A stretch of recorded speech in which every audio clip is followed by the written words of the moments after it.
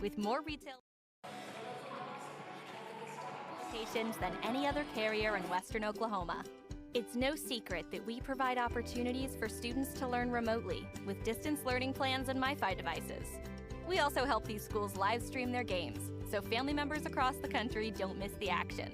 We sponsor schools and colleges because your children deserve the best. Pioneer Cellular. It's no secret.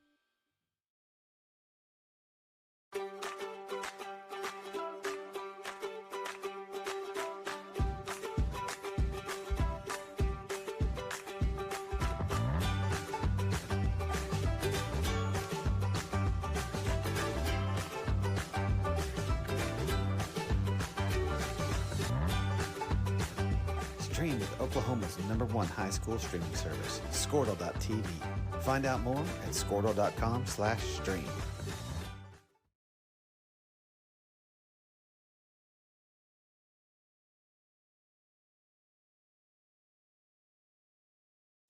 At Maples Nixon Diesel Horse, we've helped a lot of people, and our goal was to treat each and every person like a friend. And as a friend, we've got your back, always. We understand what you're going through. Being lawyers is what we do, but it's not all that we are. We care. We'll stand beside you throughout the entire legal process, not just as lawyers, but as your friends. We are Maples Nixon Diesel Horse, and we are here to help.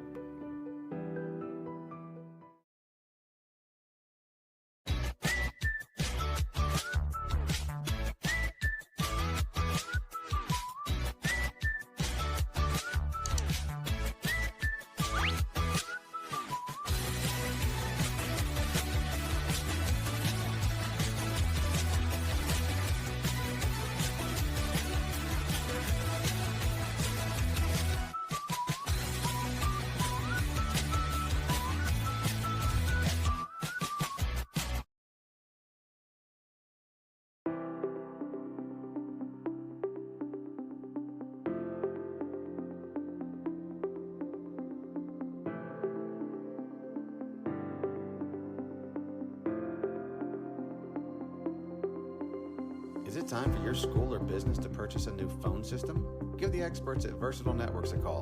In most cases, we can provide a phone system with brand new phones for less than your current monthly bill. Call us for a free quote today. Allegiant Marketing Group produces inbound lead generation for our clients through integrated traditional and digital campaigns. We continuously develop new strategies, tactics, and productive efficiencies so you can reach your target market and get a measurable return on investment. This fast-paced world demands for your products and services to be presented at the moment your buyers need them. Targeted and innovative marketing creates your success. Call AMG today, your marketing partner. Dr. Matt Dieselhorst at Dieselhorst Sports and Orthopedics can help you get game day ready. Dr. Dieselhorst works with athletes of all ages, taking a coordinated approach to accelerate return to play and maximize athletic performance. His work with pros in sports training, injury prevention, bracing, functional rehabilitation, and imaging works seamlessly with his medical and surgical expertise. Get started by going to Dieselhorst Sports and Orthopedics. Hello, Noble Bear fans, and welcome to NobleBears.tv. You have joined us live here, the 3rd annual Dental Lodge Classic, and we are at the championship games. This is the consolation championship game against Noble and the Perkins Tryon. Help me with this. What is their mascot? Okay, so we'll figure that out here in a second. They might be the demons or something. Yeah, we'll figure it out here in a second. Make sure that we don't say the wrong thing, you know. We've got the Lady Bears. We know they're in the house, and there's about 4 minutes until the tip-off of the game. And my name is Matt Lorenz. I'm so glad you guys have joined us today on NobleBears.tv. I am joined by my partner in crime tonight, Coach Chad Bird's in the house. Hey, it's great to be here today with you, Matt, and for another exciting basketball game here in the Den. It's going to be a good one. I think that this matchup really when you come to a tournament, what you're hoping for at the end of it, right, on Saturday, is to get the teams that are best to be matched up with each other, right? Yeah, that's exactly right. You weed out, you get the best teams going to play the best team, and some of the other teams are going to play each other. So it just works out really great for us because this should be a great matchup. You know, you looked at the scores. To share with the crowd a little bit about these different scores and how the similarities work out there between these two. Yeah, it was really just doing a little bit of studying on both teams, looking back at their schedules and stuff, realizing that they had ran across some of the same teams as they played. And Perkins Tryon, you know, they played Tecumseh, and it was 35-39. Now, they lost, but it was a really, really close game. Noble played Tecumseh. It was a 35-60 loss. Noble lost that game, and so kind of a little bit of a blowout there. And so you would automatically think, well, Perkins Tryon must be the better team out of the two. Yeah. But then you go back and look at Perkins playing Duncan, and Perkins and then Noble playing Duncan. 62-65 loss for Noble, just a couple points there. Right. But then Perkins got blown out. By the same team. By the same team. I'll be darned. Wow. It kind of feels like whoever shows up today and just wants to play might get the W. Well, you know, a Saturday morning, a lot of times it's hard to get fired up. Motivated. Yeah. There's been teams here actually since about 9 o'clock this morning. So we're definitely not the first team on the board tonight. So there's been several games, and we've had some really good, exciting ones. They've all been really close, within like 4 or 5 points of each other, you know. The boys' game that just finished just kind of got blown out there at the end. But for the 3 quarters of it, for sure, it was a really tight good game. Oh, absolutely. So it was a good game. Yeah, and I don't expect anything less than that. You know, if you think about the matchups that are coming up for the girls and the boys, you know, you've got the McAllister and Duncan. You got the Tecumseh and Blanchard. At 4 o'clock for the girls, and then you got the McAllister and Duncan at 7 o'clock for the girls. That's going to be a great game. Woo! You That's guys get ready for it. Oh, yeah. Oh, that should be a really, really and I good don't know, like I said, if I'm a betting man, I don't know which team I pick on that McAllister-Duncan game. That both of them are just really, really good, well-rounded ball teams. Duncan is 10th in the state in 5A right now. Wow. And so they broke that top 10 spot. Well, so I know good. McAllister will be ready for them for sure then. And McAllister, we saw yesterday, boy, they are salty girls right there. Yeah, they are. Yeah, absolutely. Well, Noble's path to this is that they ended up losing the game again, like you said, to Tecumseh, but then they ended up beating Bridge Creek yesterday at 10 in the morning. That was kind of a bit of a blowout game itself. And But Bridge Creek went into the consolation bracket just a little bit ago, and they ended up beating Mount St. Mary's. But then that's how Noble got to this position. On the other side of that, Perkins did lose to Duncan, who is highly rated in Class 5A. And then they went over and played St. Mary's, which, well, they ended up winning that game. And so now, of course, now we have the Noble-Perkins matchup. It's going to be one heck of a game. Expect it to be tight. Expect it to be close. And, some of the things that Perkins does really well are the things that Noble does really well, like shooting the ball on the outside. That's right. What does Perkins do really well? Yeah, I tell you what, Perkins, likes to press. Likes to press, full court press. Right. I think a key of the game today is going to be if freshman Steely can handle that pressure.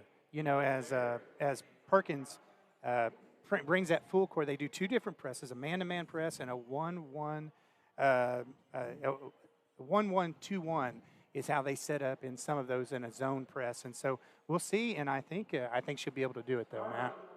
Looking forward to it. All right, Scott Harper on the call. He's going to call out the number 10. It's Kendall Marshall. Looks like number 12 comes to the line. What's her name? Fields, okay, yeah. And then Jones, number 14. She's really good. Seen her play. Coiner, number 23. She's the guard. And then Ashley Larson. Yep, she's got game for sure. So, the Noble Lady Bears, they've got a great starting lineup. We'll let you go ahead and call these girls out. Noble Lady Bears here coming up. Number 0, Rayleigh Steely. That's the freshman point guard that I was talking about. Number 10, JC Vinson. That was a little phone app. Did you see that? They took a picture there. I love it. Number 21, Landry George. And then number 25, Cottrell. And number 30, Landry Barefoot.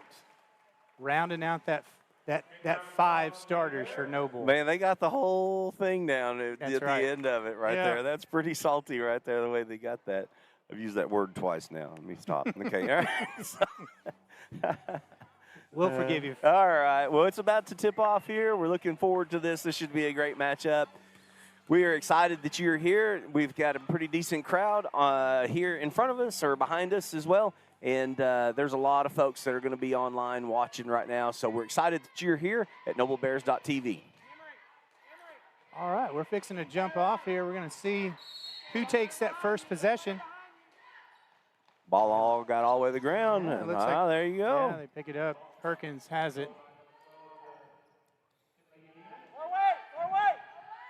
You know, I had a chance yesterday to talk to the athletic director for Perkins Tryon, and, you know, he just talked about the similarities between his school and Noble. Is that right? Yeah, he really did. And, you know, they're, of course, Class 4A. Right. And but he really talked about how it's such a similar situation. You know, you've got a town, a small business-based town that is right outside a big area. You know, their area is right outside of Stillwater. Of course, yeah, ours exactly is right outside of Norman. And he said, you know, it's unbelievable how many people work out of the town, but then they live in Perkins because of the, you know, costs and that sort of thing. It's a great place to live. That small town atmosphere is always something you want to take your family to. You know? Yeah. He's a great guy. Boy, that's a three-pointer there by number 25 on the outside. Nice. Very good shot there. Tryon, Taryn Cottrell, number 25 for three. Man, she set her feet and put that thing in. It had a nice, sweet shooter's roll, didn't it? It did, yeah. Had a nice bounce there. Well, I thought she was going to come right back and answer that, but there's Barefoot. She's a rebounding machine right there. We'll call her the queen of the rebound. J.C. Vincent to the line. And they count the bucket. They did.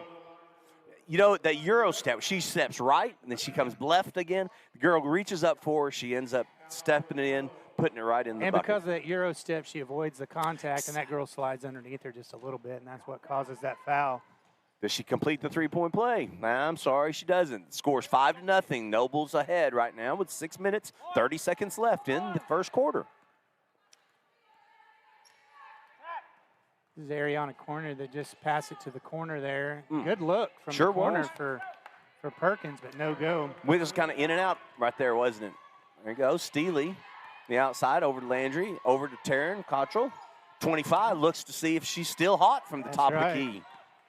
Perkins pushing the ball down. They do like the pace. Coiner goes in and tries to lay that one up, gets it stuffed.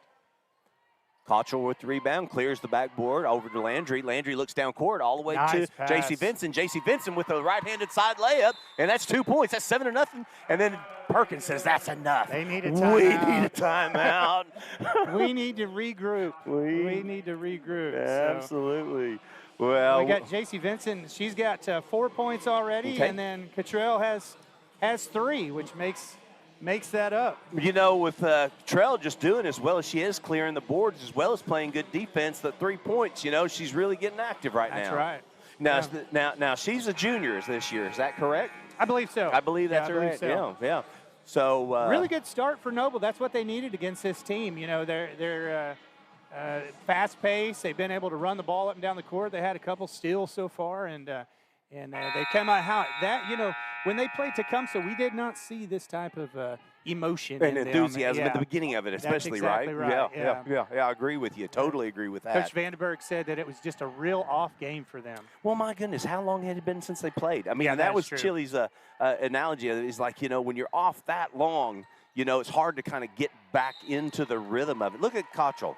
She just blocked her out. There's a perfect block out, and then she's playing a whale of a game right now, Coach. Number 14. Yeah, well, she had her on her back. Yep. She had her on her back. Jones on the foul. Yep, she blocked her out. She's running the court. Nice breaking of that press. Macy wanted just to nice right down low. If you body up, bam, right off the glass. That's 5 points for her. Nice start for Cottrell.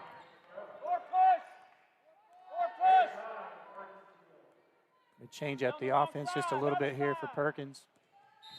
If anybody's listening right now on noblebears.tv, and you guys know my cell phone, or chime in on noblebears.tv on Facebook, that'd be great. We'd love to hear from you, give you a shout out, and if you could, just let us know how everything sounds, how everything's working right now. Always like that feedback, if you don't mind. Just make sure that we can hear our guests. I would hate to have this whole broadcast go and they say, I can't even hear Coach Chad. Well, it might be a benefit. You just never know. You never, ever know. Nice pass. Oh, did you see the block by Pointer, Cottrell, yeah. man? Oh, she came Yeah. through. She helped out now. That was That's kind of right. a backside help, and then she made come a to great play block. today. She come to play. You know, that was one of the keys, what you said, right? That's Who's right. coming Who's to coming? Saturday to play the game? That's right. And here we are. Very good. J.C. Vincent looks to make a move, makes a kick it out over the Barefoot. Barefoot looks to hit it, with two. and then knocks it down in the baseline. Nice. Bears looking good. 11-0. 4:30 left in the first. Off to a great start. A quick shot by Uh-oh. Perkins. No, she didn't see that one. Now, that's a No. little bit of freshman mistake, right? Yeah, I believe so, but she's back right in her face. Uh-oh. Oh. Ball stuck. Who's going to go get it? I don't know. Do we have a referee I don't know if brave those enough officials to can do jump? it. Come on, come on, come on. Come on. Somebody. Here we go, here we go, here we go. You Yes, did it. he did All right, it. I'm impressed. I'm impressed. Something I've learned as I get older is not to try to show off and do things like that. It never works out good. You can always jump really high, though. I remember how Yeah. high you can jump, man. I've played against you a couple of times and played with, so I always knew Yeah. that you could jump high. Yeah, as you get older, the elevation goes lower, though. Oh, her foot was not. Oh, It's my another goodness. silly mistake right there. Now, Yeah. those are the kind of things. She didn't even need to give it to her that fast. No rush whatsoever. In Just have case to you calm down guys a are little just bit. watching, yeah, she tosses the ball in. She doesn't even drag her foot from out of bounds, and they tossed it right back to her. And then, of course, it's out of bounds, and then it's back to Perkins' ball. But, hey, no harm, no foul. And they didn't score, so we're okay. Landry George looks to bring the Nice ball pick. down court. Moving the ball really, really well. Noble is. She's gonna shoot it from downtown, but misses. Good rebound though by Barefoot. Man, I like the way Barefoot stays active on the Yeah, I'll tell you what, inside. she's playing well tonight. Whoa, did you see the push-off? You can't let I that guy did. go. I Come on, did. Coach. Now, what was that? Yeah, Now, that's- that we was a can't- left-handed push-off. Can't let that happen if you're a ref. I mean, it was pretty obvious, too, right? If we could see it from here. Yeah, extension the whole bit. Okay. I'm not much one into getting into negative things like that personally. I like to just, let the officials officiate and that sort of thing. But when it's pretty obvious, it is, it is what it is. Facts are facts. Facts are facts. Yeah. 25. 25. There she Cottrell. is again. I mean, hey, now she went ahead and took that one all the way on the right-hand side, and it was kind of a little half jump hook, half layup. Yeah. She didn't use the backboard. She went on the back of the rim on that one, knocked Yeah. it right in. Yeah, she's doing really good in this first few minutes of this first quarter for Noble. Nice defense by Barefoot there, getting her hands up in the air, making her kind of be off balance as she shoots, and watches that one rim out. Cottrell looking again from mid-range. Okay, all right. Yeah. Look at Yeah, Barefoot. Look at I Barefoot know, staying yeah. active. Fighting for Jump the ball, jump ball, jump ball. Okay, that's Perkins' ball. They got the arrow on it now this time. So I guess that came because Noble got the possession. That's right. Okay, very good. So that 2 is minutes correct. left. 2 minutes, 30 seconds. Scores 13-2. Noble's ahead. Right now, deep shot from the outside Yeah. that just banks right off of there. Perkins. There we go, Cottrell again tying that ball up. Should be Noble ball underneath or to the side, I guess. She's Oh. gonna. Yep. She's gonna need a little bit of break here as soon as this quarter's over with. Perkins in that zone press. That's another zone press that they're shooting that I haven't seen before. Kind of a 1-2-2. Kind of really stack it up towards the half court, don't they? Yeah, Look at this right here, right in the middle. Oh, Landry, almost over and in. I see Mama George in the stand, which is really good to see. Shout out to Holly George. I know she's not obviously listening right now, but, she had surgery this last week, and just glad that she's safe enough and okay enough to be here watching her girls live and in person. So Coiner shoots the three and then hustles back and steals that rebound back. And now had a little contact. who do you think gave the girls the the basketball skills. You think that was Holly or Coach George? Well, you know, I know both of them well, and Okay. I'm thinking Holly had something to do with it, did she not? I would have think so. You bet. But I bet you that's how they get their competitive attitude as well, by Coach George. No, And if you know Coach George, and that's definitely a good observation on that side. The intensity level. Yeah. Coach George is definitely intense when it comes to those type of things. So maybe just a little bit of mixture overall. There you go. That's what you got to hope for. Whoa, hard pass. Hard pass. You know, she was there. She was there, just a hard pass. Hard pass to catch. She threw it super fast there. That's all right. A little high, too. Yeah. All right, minute 34 left. Noble's up by 9. And Perkins Tryon's got the ball outside. They get a play from their coach. Looks like they're going to go ahead and run this down the court.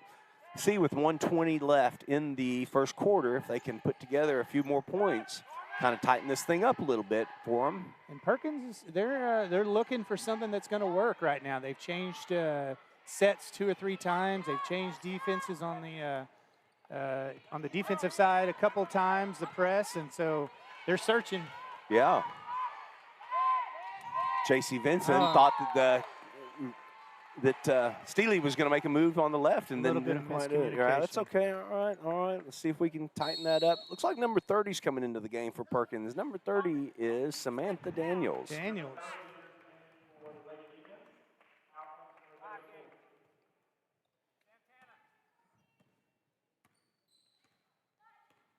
Ariana Coiner has the ball and passes, gets it back to the top.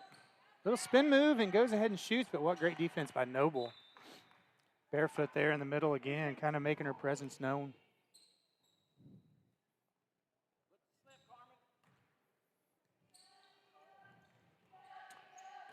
Coiner takes it all the way and scoops it up, but gets fouled. I think by the freshman, Steely. That's her second. Gotcha. Well, speaking of George, we've got another one coming into the game here in a second, and that would be Hayden George. She's checking into the game for Barefoot. The Noble Bears. And Barefoot, okay. All right, very good. I'm just telling you, this is one announcer's opinion, so it didn't really, matter for most, but Barefoot has impressed me so much to the point where I think she's definitely one of the most improved basketball players that I have seen in the last several years. Yeah. From last year to this year, so improved. And you want to talk about that foul right there? Yeah, that was the third on Rayleigh Steely. Yeah. Little charge move. She ducked her shoulder just a hair when she went up and had to pull her out of the game, it looks like. Well, it's the first quarter, Coach. Yep. You got 3. That's right. Yeah, 3. Martinez came in for her. Here's with the steal. Cottrell. Nice pass down low. Martinez. Good job, Martinez. Number 15 with the assist. That's 6 for J.C. Vincent. Very good. J.C.'s lighting it up today. That's what you want. You want your shooters being shooters. Yep, exactly. Nice rotation by Perkins and kind of turns the corner there but can't put it in. Look at here, Hayden George with a tough rebound. It's a jump ball. I don't know if that ever got switched. Am I crazy? What happened here? Why is that going back down to Perkins? It should be Perkins' ball. It should be Perkins' ball here.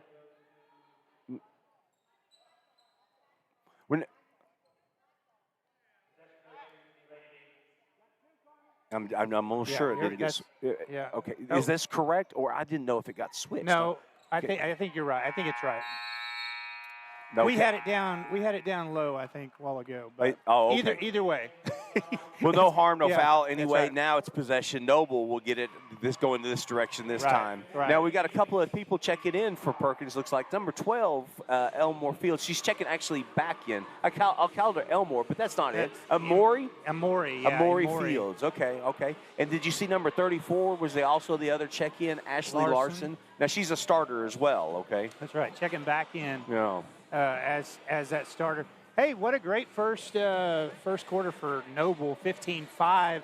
They came out and did what they needed to do, up by 10 right now. So it'd be a great opportunity coming in the second quarter, kind of a gut check. If you can come out, make a 2 or 3, and kind of make a little bit of a separation here, it sure does make it easier on Noble if they don't let Perkins climb back into that second quarter real quick. Absolutely. Well, perfect. Good segment right into it. Here's Nathan's Automotive. Hey guys, Nathan's Automotive, proud supporter of Noble Athletics. We work on all makes and models specializing in diesel engine repairs. I'm so proud to show our support for the Noble Public Schools through our unique Auto Repairs for Bears program. Bring your car in for maintenance or repair and drop those repair receipts off at any school campus, and Nathan's will give back 5% of the totals to the Noble Public School system. We're looking forward to serving you for all your automotive needs. Go Bears! Go Bears. I like that commercial so much. As a matter of fact, it's one of the greatest commercials you've probably ever seen, isn't it, Chad? That is exactly right. 5% back to Noble Public Schools if you get your car repaired there. And what a great company they are here in Noble. I helped them make that commercial. That's why I was kind of bragging on it. Okay. Look at Martinez. Look at Martinez making a pick right down there at the bottom and knocks it in on the layup. Number 15. That's Landry George out front, guarding. Oh, nice pass down low for Perkins. There you go. Just couldn't quite put it in. There's a scramble down on the court, and then it is going to be possession back to Perkins. Of course, we get the ball. That's our possession now. They get it back. Okay. All right. So that'll switch again. Looking to throw the ball in, having a little bit of problems, but then gets it, shoots a little mid-range shot, misses. Oh, it's a scramble, and the bodies hit the floor. Yeah, she fought for the ball, didn't she? I don't think Jay-Z was going to give that up easy. Man, I didn't think so either. She's very competitive. That's right. J.C. Vincent is something else to watch. Her daddy taught her well. I don't know if I'd ever mess with Mama, though, either. So That's true. That's true. Watch this one. Give me 3 right now. Oh. All right. Bounce, and then Perkins kind of runs that ball out. Look at Cottrell, dude. Did you see that? Yeah. She came over the top of her to swing her arm around. J.C. Vincent with a little step. Do you see the little step right before? She just couldn't get the ball back down to the ground fast enough. She knew what she needed to do, but her feet were running pretty fast. Sometimes your head goes faster than your body. Yeah, that's exactly right. You know what needs to happen, but it just cannot get all together there. So easy to do. Yeah. All right. So looks like the set offense. So they got a nice pick here there right on the baseline. Had a good open shot at it. Just couldn't quite put it in. You know, this is an okay foul right here. You know, the ball was going up underneath. Would have been pretty easy.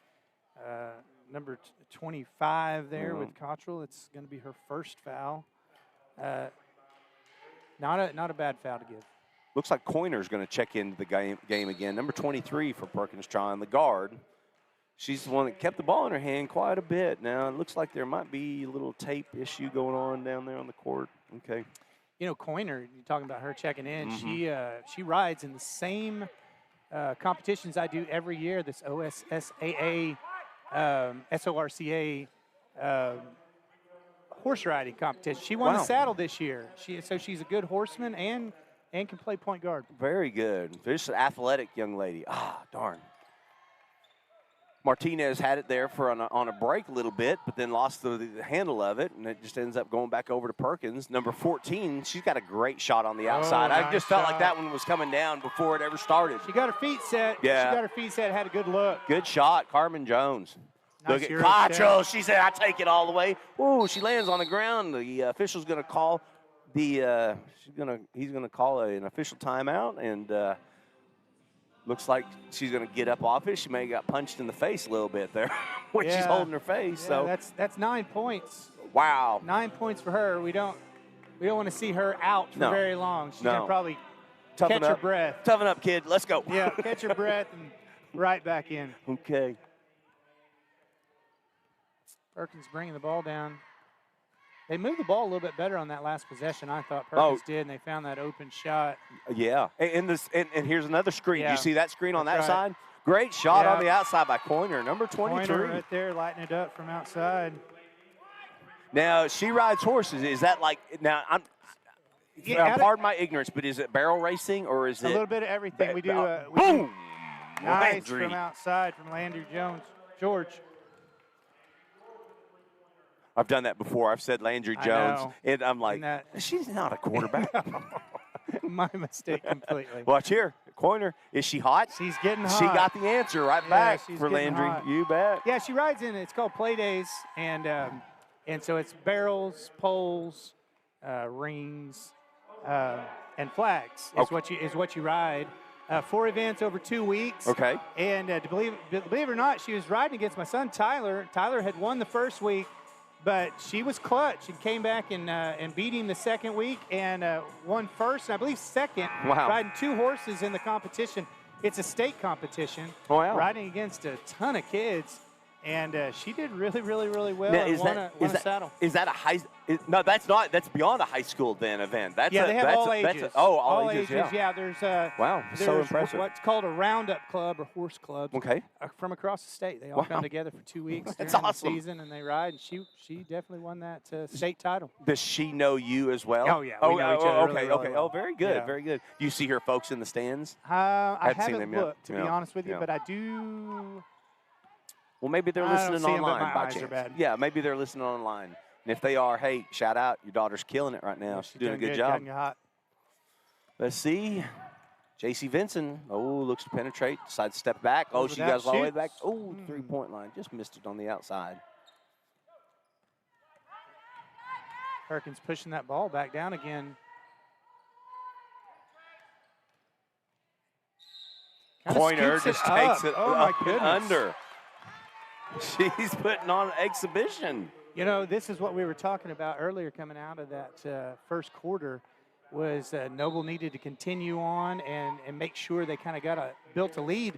But Perkins has come out. They made a little bit of adjustments, brought it back 22-18 with 4:56 left. Coiner misses that one. Uh-oh. Landry got caught. Oh, they're going to go ahead and call that a jump ball. And then, of course, it's back to Perkins again. 4 minutes, 54 seconds left, 4-point game. Need a little bit of a spark here from Noble.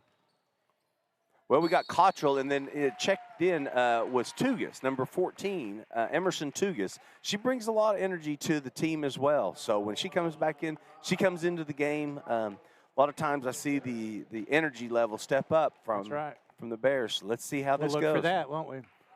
Jones says, I'll knock down this free throw, make it an easy one.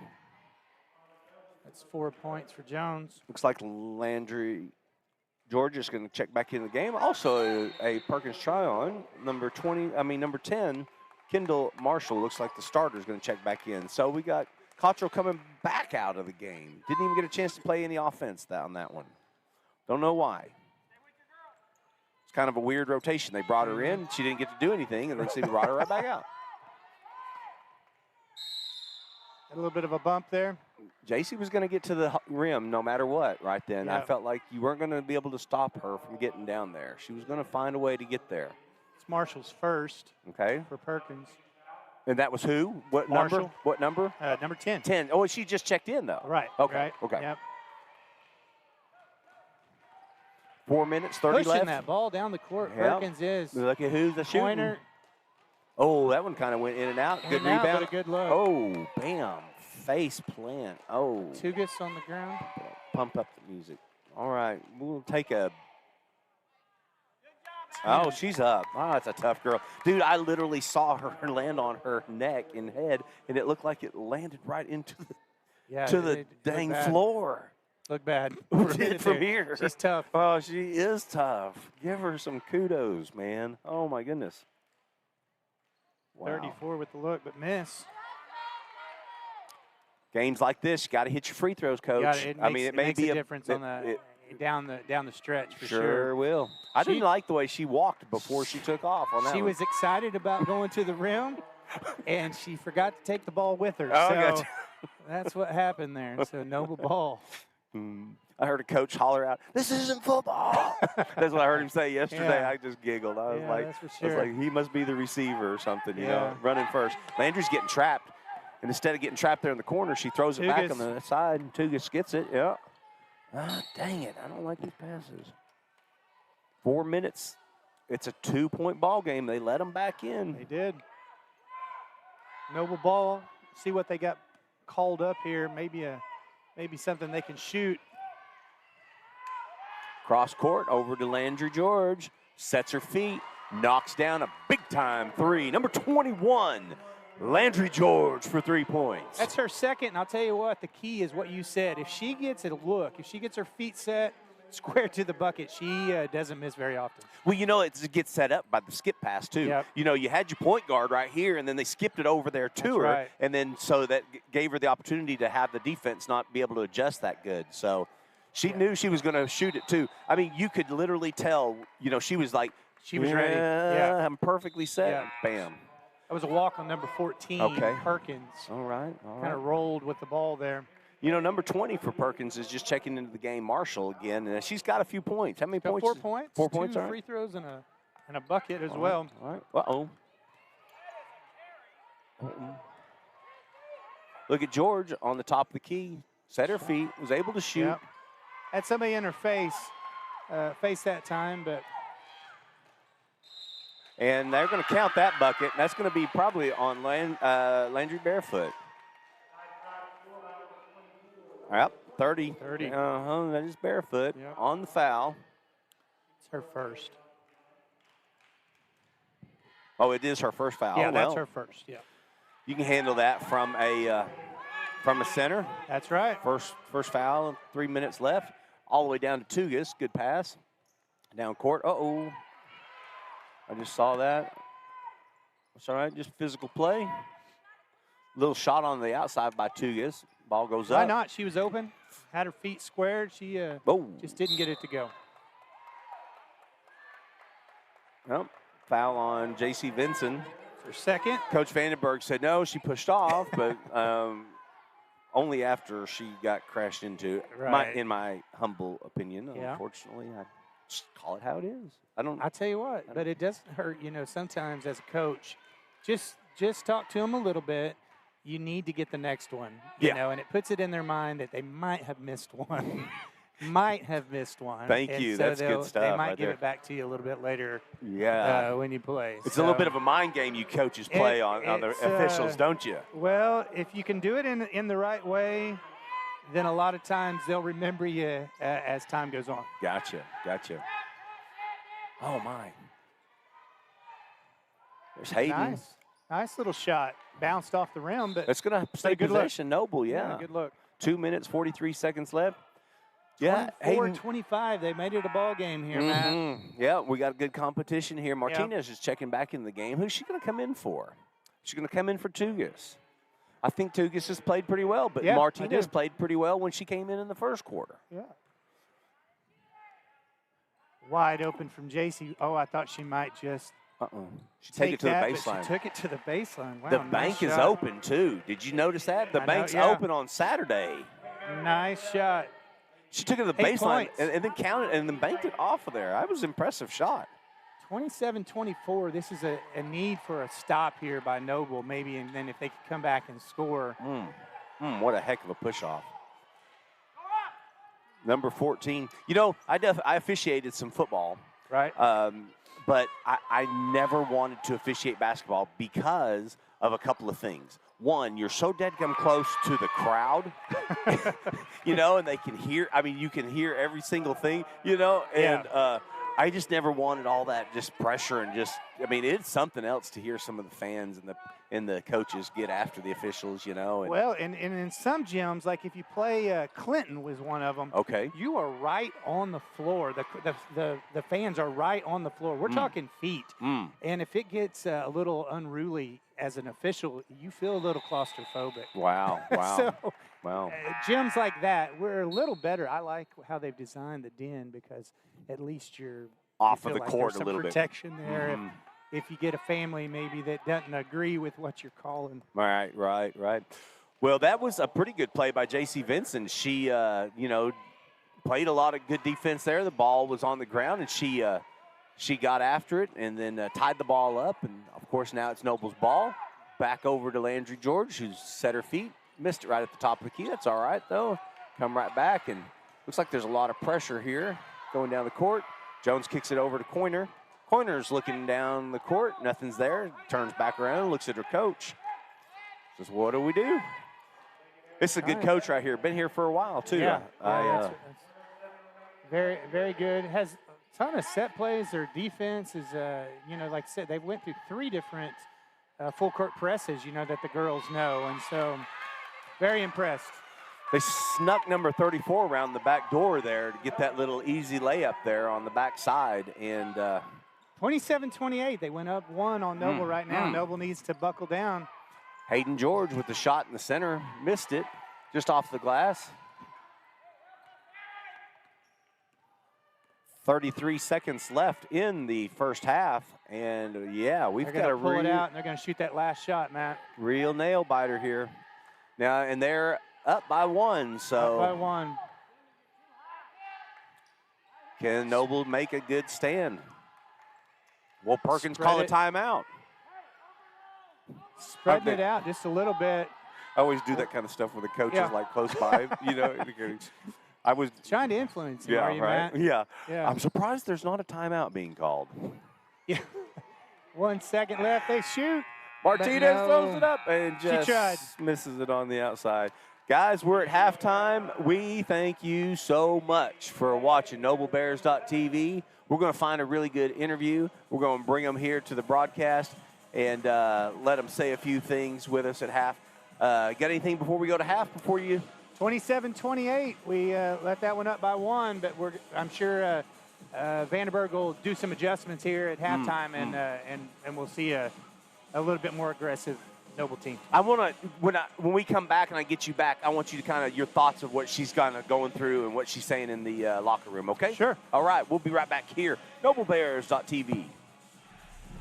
Hey guys, Nathan's Automotive, proud supporter of Noble Athletics. We work on all makes and models specializing in diesel engine repairs. I'm so proud to show our support for the Noble Public Schools through our unique Auto Repairs for Bears program. Bring your car in for maintenance or repair and drop those repair receipts off at any school campus, and Nathan's will give back 5% of the totals to the Noble Public School System. We're looking forward to serving you for all your automotive needs. Go Bears!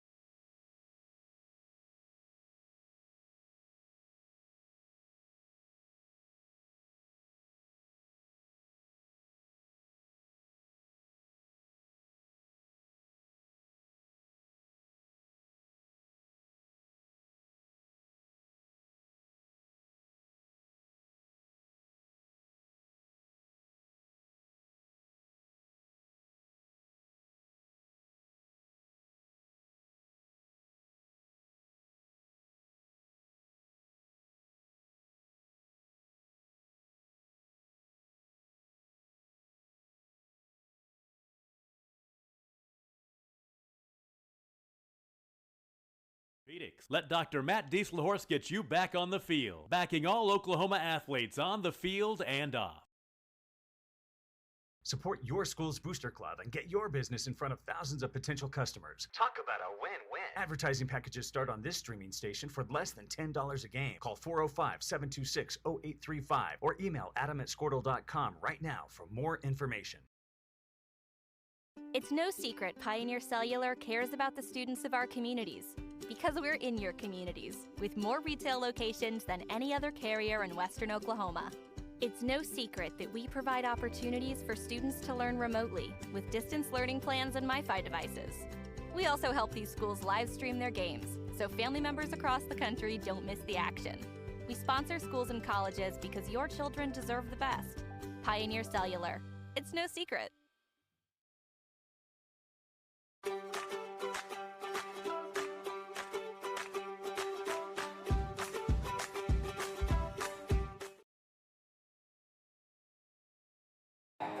Okay, welcome back to NobleBears.tv.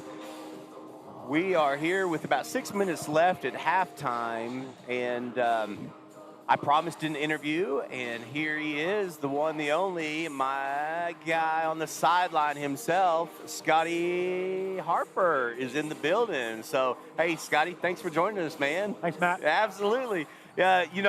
We put you to work today. It looks like you're over here doing the main PA announcing across the stadium and stuff. So, how's that going for you? Yeah, going really well so far.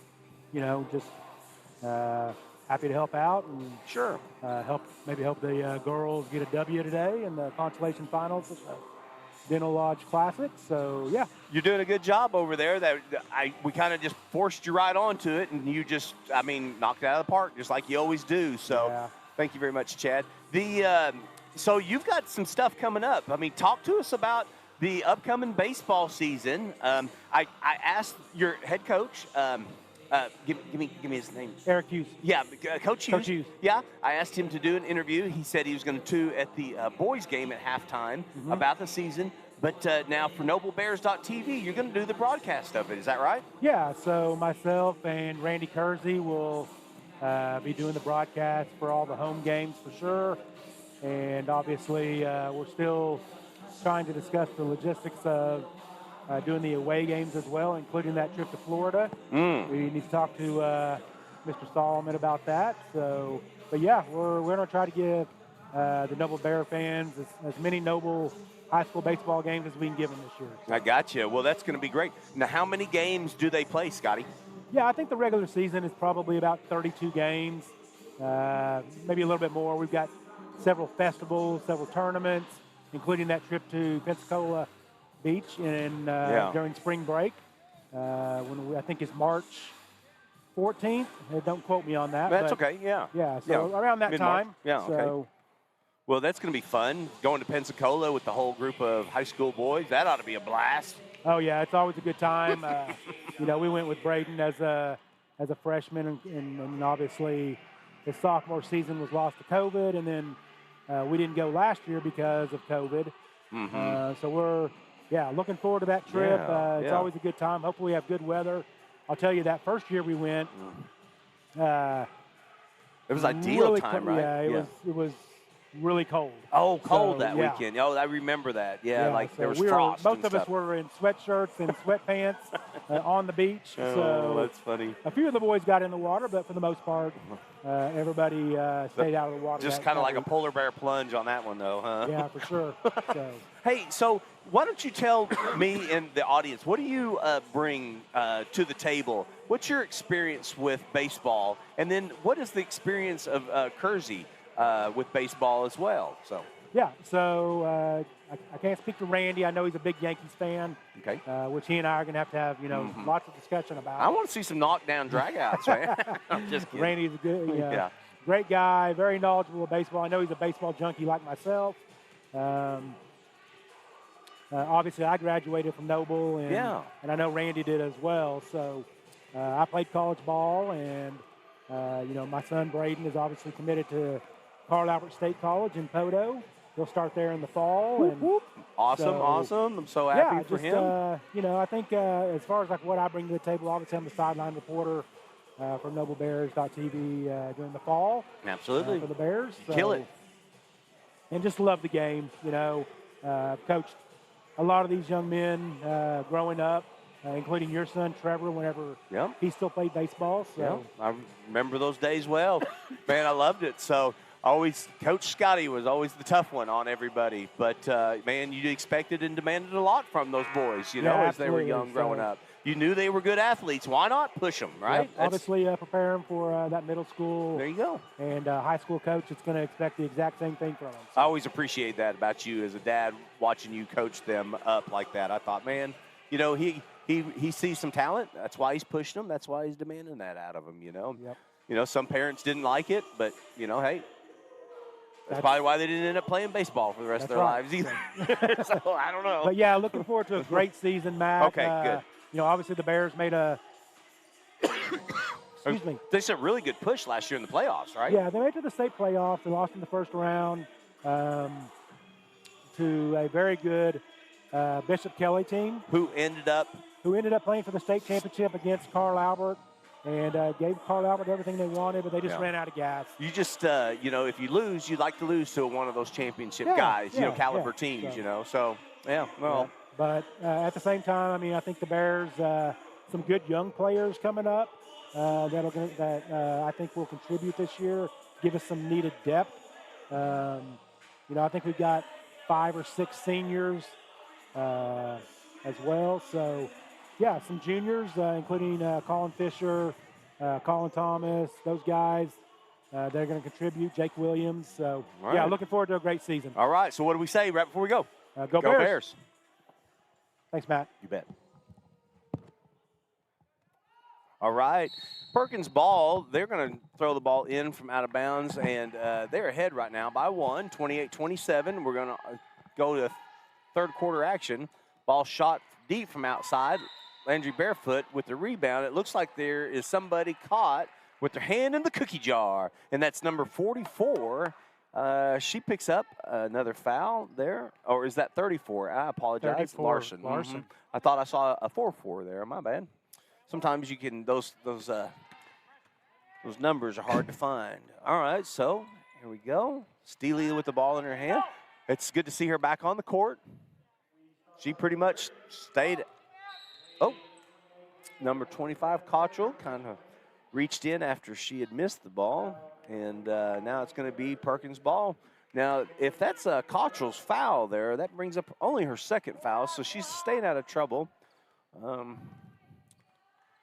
See if she can stay hot like she was at the beginning of the game to keep this thing rolling. A new offensive set by Perkins again. Had 4 across there on the high. 4 high.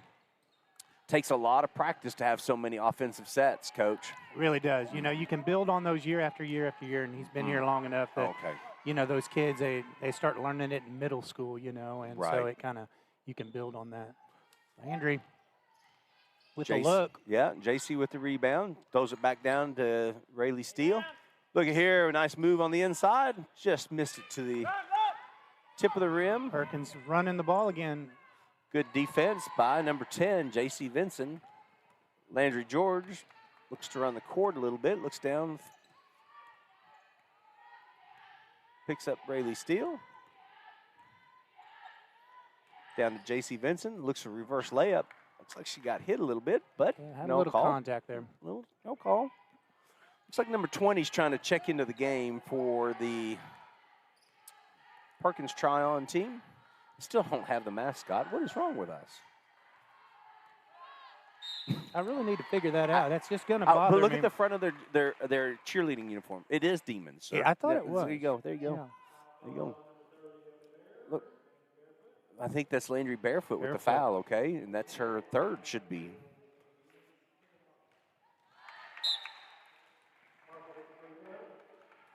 Marshall made the first one. Apologize, folks. I actually didn't know that was on us.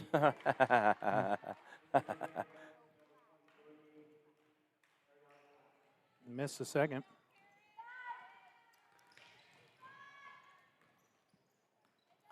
Back to action, though. Rayleigh Steele with the ball, top of the key. Looks to hand it back out over there to J.C. Vinson. Taryn Cottrell makes a move, and that's the second. Now, that one's up there, Coach. I mean, look at this official. Can he get it? Can he get it? Can he get it? Oh! He did it, and the look on his face, too, before he went, he was unsure. Oh, was he? I was thinking confidence. No. No. I didn't see any confidence at all. I hope I don't make a fool out of myself here, by going. He did a good job, though. I wouldn't know how to help him. No. I'd go get a broom. A broom is the answer. Moving the ball well. Stalled for just a second, but. The girls' basketball is just a little bit smaller than the boys' basketball, and it can get lodged in that corner a little bit easier, I think. Yeah, I think so, too. J.C. Vinson all the way to the rack. She gets banged on the left shoulder, and it's going to take her to the line. Maybe she can tie this up, 27 to 29. Marshall on the foul.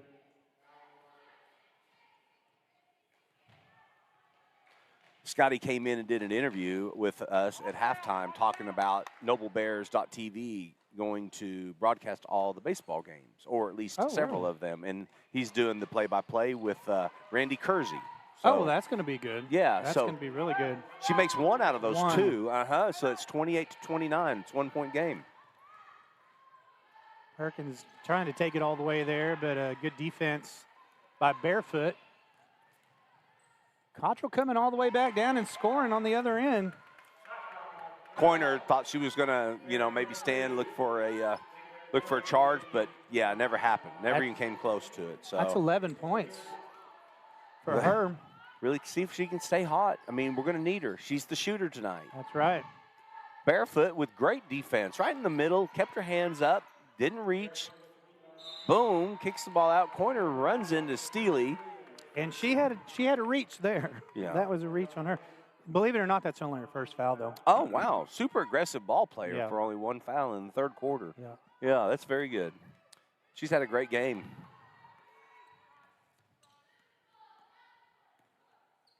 Steely doing a good job bringing the ball down. Watch this one. Nice. Oh, nice. It's in there. JC. I love when I get to call it out like that. You just know it's coming. You just know when it happens, when it leaves, and it's so pretty in the rotation. The rotation on the ball is good. You just know. Did that draw any rim, or was that all just a little bit? Just a little bit? Oh, man, I was going to call swish. We'll call them next time. See if that happens. Nice defense by Steely. Timeout, looks like. Perkins is the Demons are going to call a timeout with 4 minutes, 17 seconds left. Coach sees some things. It looks like a 30-second timeout is what it's called. And why don't we take it right here with them here at NobleBears.tv. Make sure we got everything going just good.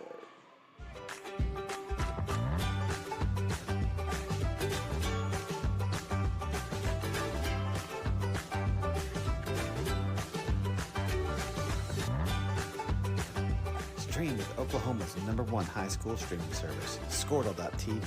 Find out more at squirtle.com/stream. At Maples Nixon Diesel Horse, we've helped a lot of people, and our goal was to treat each and every person like a friend. And as a friend, we've got your back always. We understand what you're going through. Being lawyers is what we do, but it's not all the Well, I hate to cut off the Oklahoma injury law, but we had to do it. We're back to action. This is NobleBears.tv. And, you were saying, Chad, we had a lot of things going on Saturday in the morning and afternoon here in Noble, and a lot of different teams playing. So I wasn't sure, maybe how many people were chimed in to the game and that sort of thing. But we've got well over 1,000 people watching the game right now. So well over 1,000 people watching this game. Matt, every time you call out one of those numbers, whether it be a football game or a basketball game, I'm just totally amazed, of what great success NobleBears.tv has. The community just loves to watch high school sports. Absolutely. You guys are watching right now. We thank you so much for it. It means a lot to these kids have this kind of exposure. They're athletes, and several of them are thinking, hey, I'm going to the next level. I'm going to play basketball at the next level. I talked to Landry, George, and I asked her, I said, what's the goal? What's the future goal for Landry? And she said, I'm playing basketball at the next level. I said, well, where do you want to go? It doesn't matter, sir. I want to play basketball at the next level. And how you do it is you get exposure like this. Right. You get your name out there. You get video. You get, people announcing and watching you. And that's how it's done. And not that I'm any expert at it, but I do happen to know that this is a good resource for coaches to go back and look at, what's the kid's attitude? How's their ball playing skills? What's their defense look like? All those things. So yeah, you're exactly right, Matt. When coaches are looking, they love to be able to go back to a high school, pull up, not just the film that a coach sent them, but if they can pull up several and watch that player play. Good and bads, and it does make a difference, in scholarships and even walk-ons, at different colleges. You think about that too, and you just kind of skimmed over it. Even the bad, they really probably like to watch the bad, because there's adversity, and no matter what level you play, and There she is again. Man, I'm just giggling every time she scores. I'm so happy for her right now. But yeah, so they like to see the bad. What do you do when you do something bad? You know, how do you treat your teammates? You know, when things aren't going your way, and that's part of sports. You know. Well, I think when especially a college coach can see the where that player's chin is at, it's up or down. It makes a big difference whether they can carry on and continue to shoot, continue to play defense, or a coach has to pull them back out and send them to the bench for a while to let them regroup before they go back out. And so NobleBears.tv does help, does help our students in the long run, for sure, for those type of things, I believe. And I think it's probably proven your son going to play D1 ball at Air Force, and I guarantee you that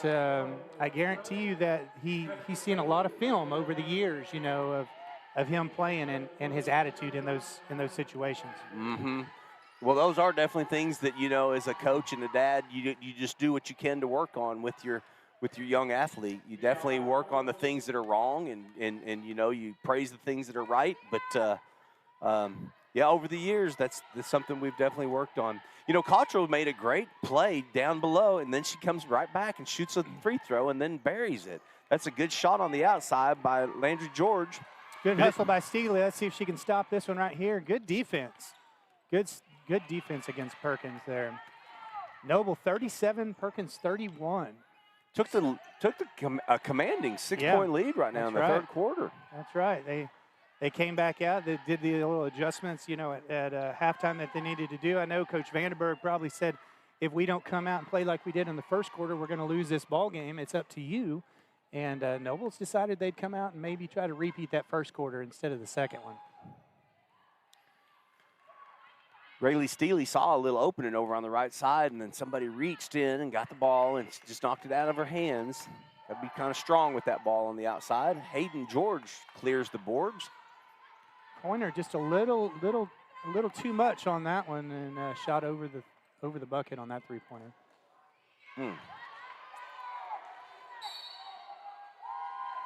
All right, so that'd be back to Demons ball there on the outside.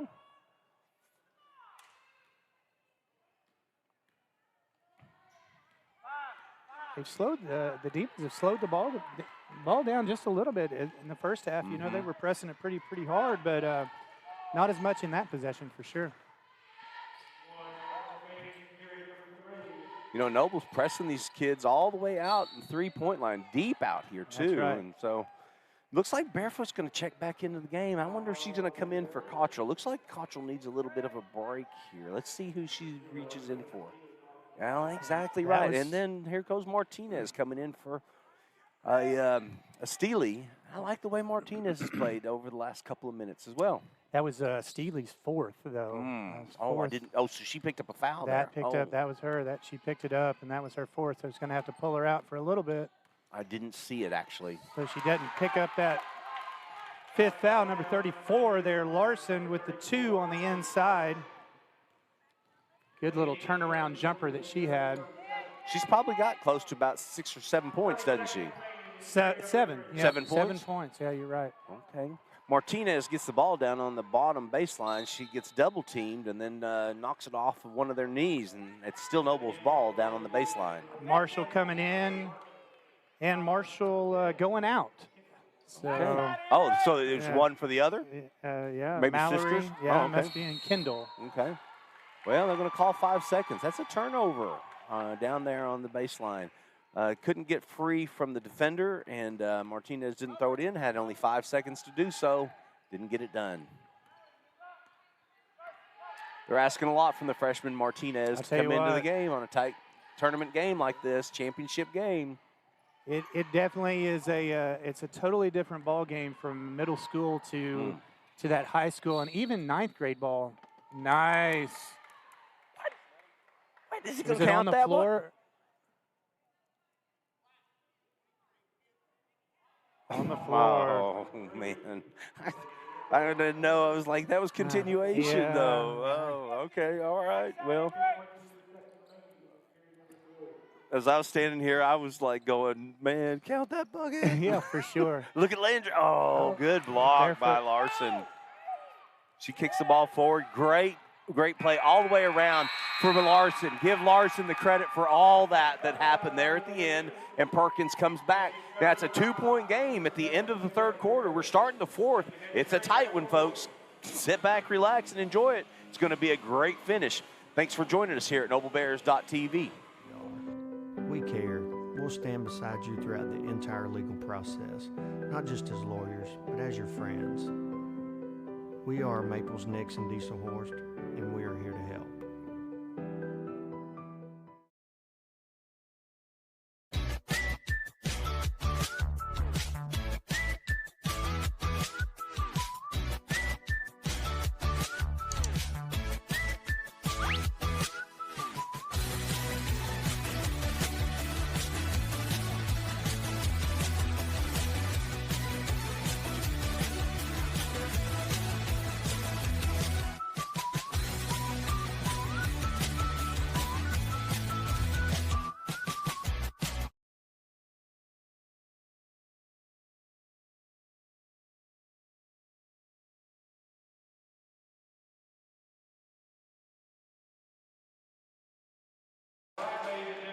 All right, welcome to the fourth quarter and NobleBears.tv.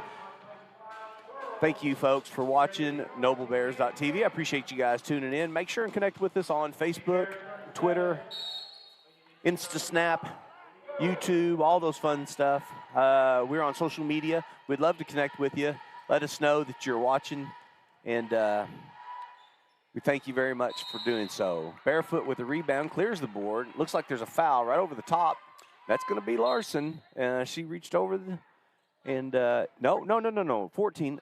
I apologize for that. Jones. Yeah, that's her second foul, it looks like, is what the board says. I didn't look down at yours, but. Yep. Now that's Barefoot will be on the line, and so that brings up the 1-and-1. Scott, and we got the Bears in the bonus.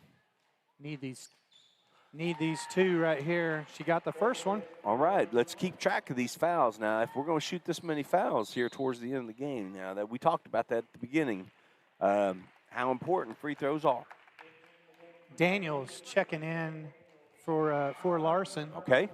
There, and yeah, free throws are going to be just crucial in down the stretch for sure. She missed that one. All right, 1 for 1 there. So, I mean, 1 out of 2. Are you a Yellowstone fan? Well, I'll tell you what. We were not, and then we decided we were going to be. And we watched all the seasons, as we could, and then now we're caught up. Oh, Jones, man, she puts it in, gets fouled on top of it. But so you're not caught up right now? Now we're caught up. Oh, yeah, now you are. Yeah, we did it really rapidly. Okay. We had to buy Paramount or whatever it was to be able to see which one, we had missed and all that. But, yeah, we're big fans. How about you? Oh, are you kidding me? Yeah. So who's your favorite on the show? You know what? I don't know that I've got a favorite on this show. I really don't. How about Jimmy? Jimmy's an unusual character. He definitely is. At least, right? I don't know exactly how he picks up those two girls so quickly, but he did it. Here goes Landry on the outside. Oh, just on the front end of the rim. Yeah. Just missed it. Here goes Coiner down the court. She looks to the left. She throws it over to Jones, who's sit at the three-point line. Nice and shot. Watch out now. Jones will get hot on you. I've seen this girl play for 3 years now. This is the third year that Perkins Tryon has been here now, and I believe I've seen Jones play for 3 full years. Yeah, probably. So she's got a really nice stroke from the outside. If they don't get in her face, she's able to make them really easy. So definitely going to have to watch. Well, she absolutely took the lead over for the Demons now. The score's 38-41, and Noble's down by a couple here. It looks like they're going to have to make a scratch back to get back in this game because that 3 ball right there was that was a good one. Yeah, definitely important. We're going to watch the free throws and we're going to watch the threes, and see which team maybe could get hot. Right now is a time I think that Landry George could just go off, and I think Vanderburg probably was telling her she's going to need to shoot a little bit more going down the stretch here to keep us in this game. Speaking of which, Landry George with the ball in her hand over on the left-hand side looks to break the press. They try to trap her right at the right at the corner. She throws it towards the middle of the court, throws it away. Coiner throws it back over to an open number 30, which I don't get her number, or her name. But she missed the ball. There's a scramble on the court, and the coach for Demons, he calls timeout. He's like, it's a good timeout. Coach Vandenberg walks over to the official, doesn't like some of the things that happened, when boom, the official almost knocked Martinez right in the head. Vandenberg was not appreciative of that called timeout. They were rolling on the floor. Oh, and that's why she didn't. She let the official know, that nobody had possession of that ball at that time, and it was kind of a bogus call as far as she's concerned. With something that's this close, with 6 minutes left, you need every call to be able to go your way, and she was pretty upset that one. That's why she was hollering about that. That's right, okay. yeah. Okay. All right. Man, I sure like having you over here because I didn't see that. I didn't see why. And I turn to my left and I see your screaming, and I'm like, what is going on? Why are you mad? Yeah. I thought maybe somebody got fouled, but it was all about the timeout, though. No, it's definitely Perkins. Anytime as a coach you see somebody rolling on the floor, you start calling timeout, and if they give it to you, they give it to you. If they don't, they don't. But at least you try to keep that possession, and every possession's important right now. Right. Well, with this close of a game, absolutely. It's only a 3-point game, and now they have the ball. And it was just a scrum down on the ground. That's so exactly right. That one just went Perkins' way, but Vandenberg getting in the head of the ref there, and I guarantee the next one probably will go the Bears' way. Well, speaking of that, if there's a jump ball, it would go the Bears' way, by the way. So it is a possession Bears. So we'll keep an eye on that. J.C. Vincent is putting a lot of pressure on Coiner and holds her back outside and then puts a 5-second call on her. So it's a turnover. Nice defense. Yeah. Anytime you can have a 5-second call on defense, that's nice. There you go. Much better set pass right there than that last time. Perkins has turned up the defensive press right there. She's going to catch her for walking. She went like this and moved again. Trying to speed the game back up, it looks like Perkins is, and trying to make the Bears panic a little bit if they will.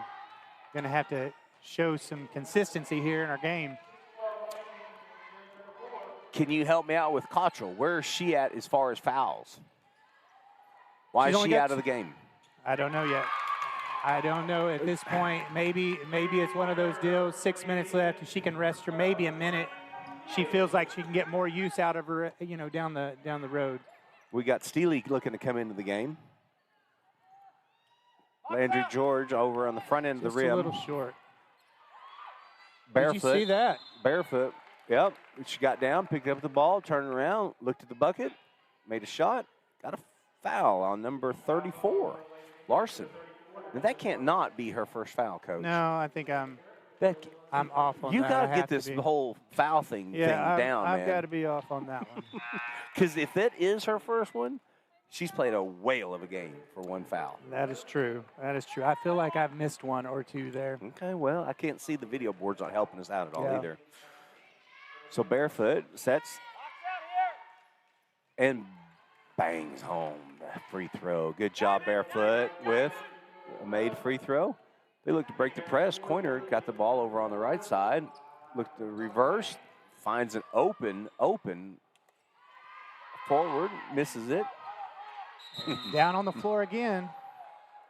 You're not old enough to remember when girls basketball was 6-on-6, are you? Yes, I am. My wife played 6-on-6 basketball for Sherry Cole, actually. Is that right? She played ball as a freshman for Sherry, and I think that was her first year. They went 5-on-5, was either a freshman or sophomore year. When she played 6-on-6, was she a forward or a guard? A guard. She was a guard. Defensive, okay. Yeah, defensive player. Really, really well.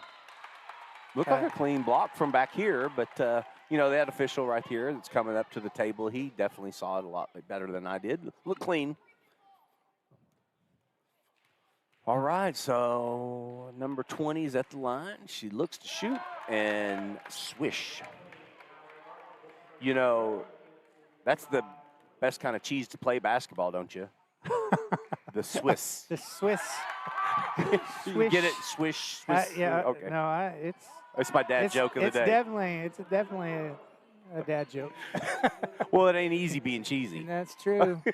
Oh, Barefoot, we're 2 Barefoot. points right there Nice. with the We needed recovery that. on there. We needed that one right there. It's a 4-point game with 5 minutes left in the fourth quarter. Need a stop here, going to a full Look at court here. press, and that's what we J.C. need. Vincent She's jumps going to the dish it pass. off here to Steely.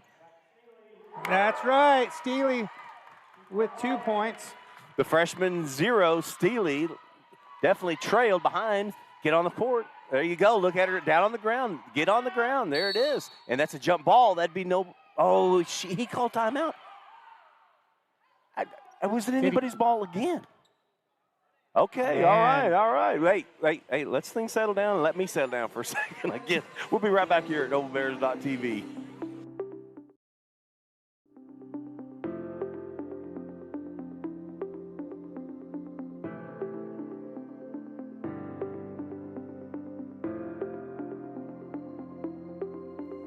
Is it time for your school or business to purchase a new phone system? Give the experts at Versatile Networks a call. In most cases, we can provide a phone system with brand new phones for less than your current monthly bill. Call us for a free quote today. Allegiant Marketing Group produces inbound lead generation for our clients through integrated traditional and digital campaigns. We continuously develop new strategies, tactics, and productive efficiencies so you can reach your target market and get a measurable return on investment. This fast-paced world demands for your products and services to be presented at the moment your buyers need them. Targeted. All right, welcome back to NobleBears.tv. Let's set the scene really quick for you. We are in the championship game right now on the consolation side. Noble against Perkins, the Demons. There's 4 minutes and 30 seconds left in the fourth quarter. Noble Bears only down by 2 points. They've had the lead a couple of different times, so it's been back and forth. The Noble Bears have got a good lineup in right now. They've been playing tough. Kind of surprised not to see Cottrell back in the game as well right now, but they're going to find a way to keep her. She's got the lead in the highest point of the game today, and she's not in the game right now. But look at Barefoot get on the ground, play aggressive defense right there, and rebound. So, but Noble Bears are scrapping hard. They are looking like they're going to do what they can to come out with a win here. They're in the bonus right now. They've only had given 5 fouls away, and. So there, Perkins is not in the bonus, but now all of a sudden it's a 4-point game. That was Larson again. She's able to score on the inside if she can get the ball there. J.C. Vincent brings the ball down low, gets it knocked out of her hands, and just as I called the Cottrell, she's coming into the game. Hopefully she just got the rest that she needed, Sure. And then just going to come back in. We need her to score for us. And here that's down the stretch. Yeah, and that's J.C. Vincent. She sees an opening over on the right-hand side. Crosses the court, looks for a layup, misses it, but gets the foul. And so now that is 9 fouls for the Demons, 1 away from the double bonus. All right, so here comes Hayden George for Cottrell.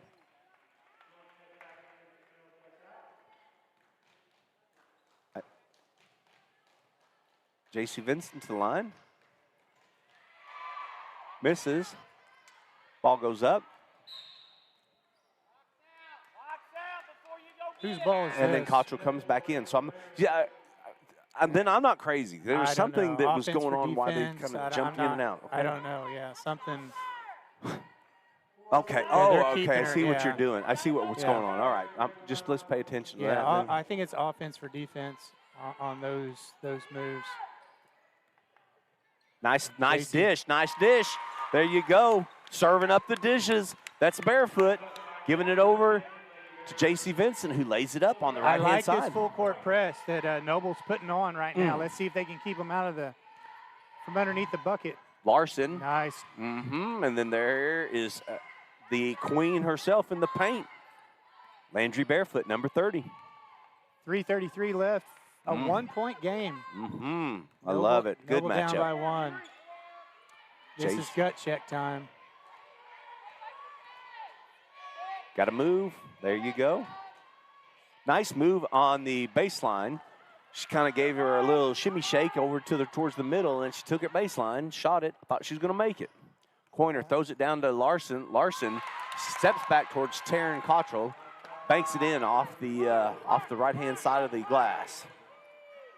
It is definitely past banking hours, so that's not allowed anymore. Oh, good block there by Larson. Thought there was a lot of body on that one. Larson's playing tough down the stretch. She's had the last 4 points for Perkins.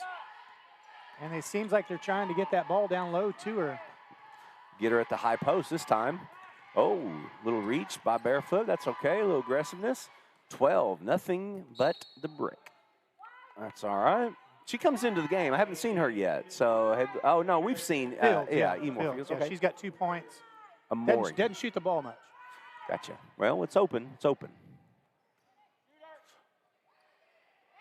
Whoa. Yeah. Seems like the Bears are trying to set something up here. 4 high. I'd like to see some movement. Everybody's just kind of, there we go. Yeah, there was a little bit of confusion there for just a second. They were trying to set up a play. Where the play. And yeah, sometimes when they set up that 4 high, they'll clear one side and let the guard just drive. I thought that may be what they were doing, but they went ahead and passed it out to JC on the side there, and she got fouled. Gotcha.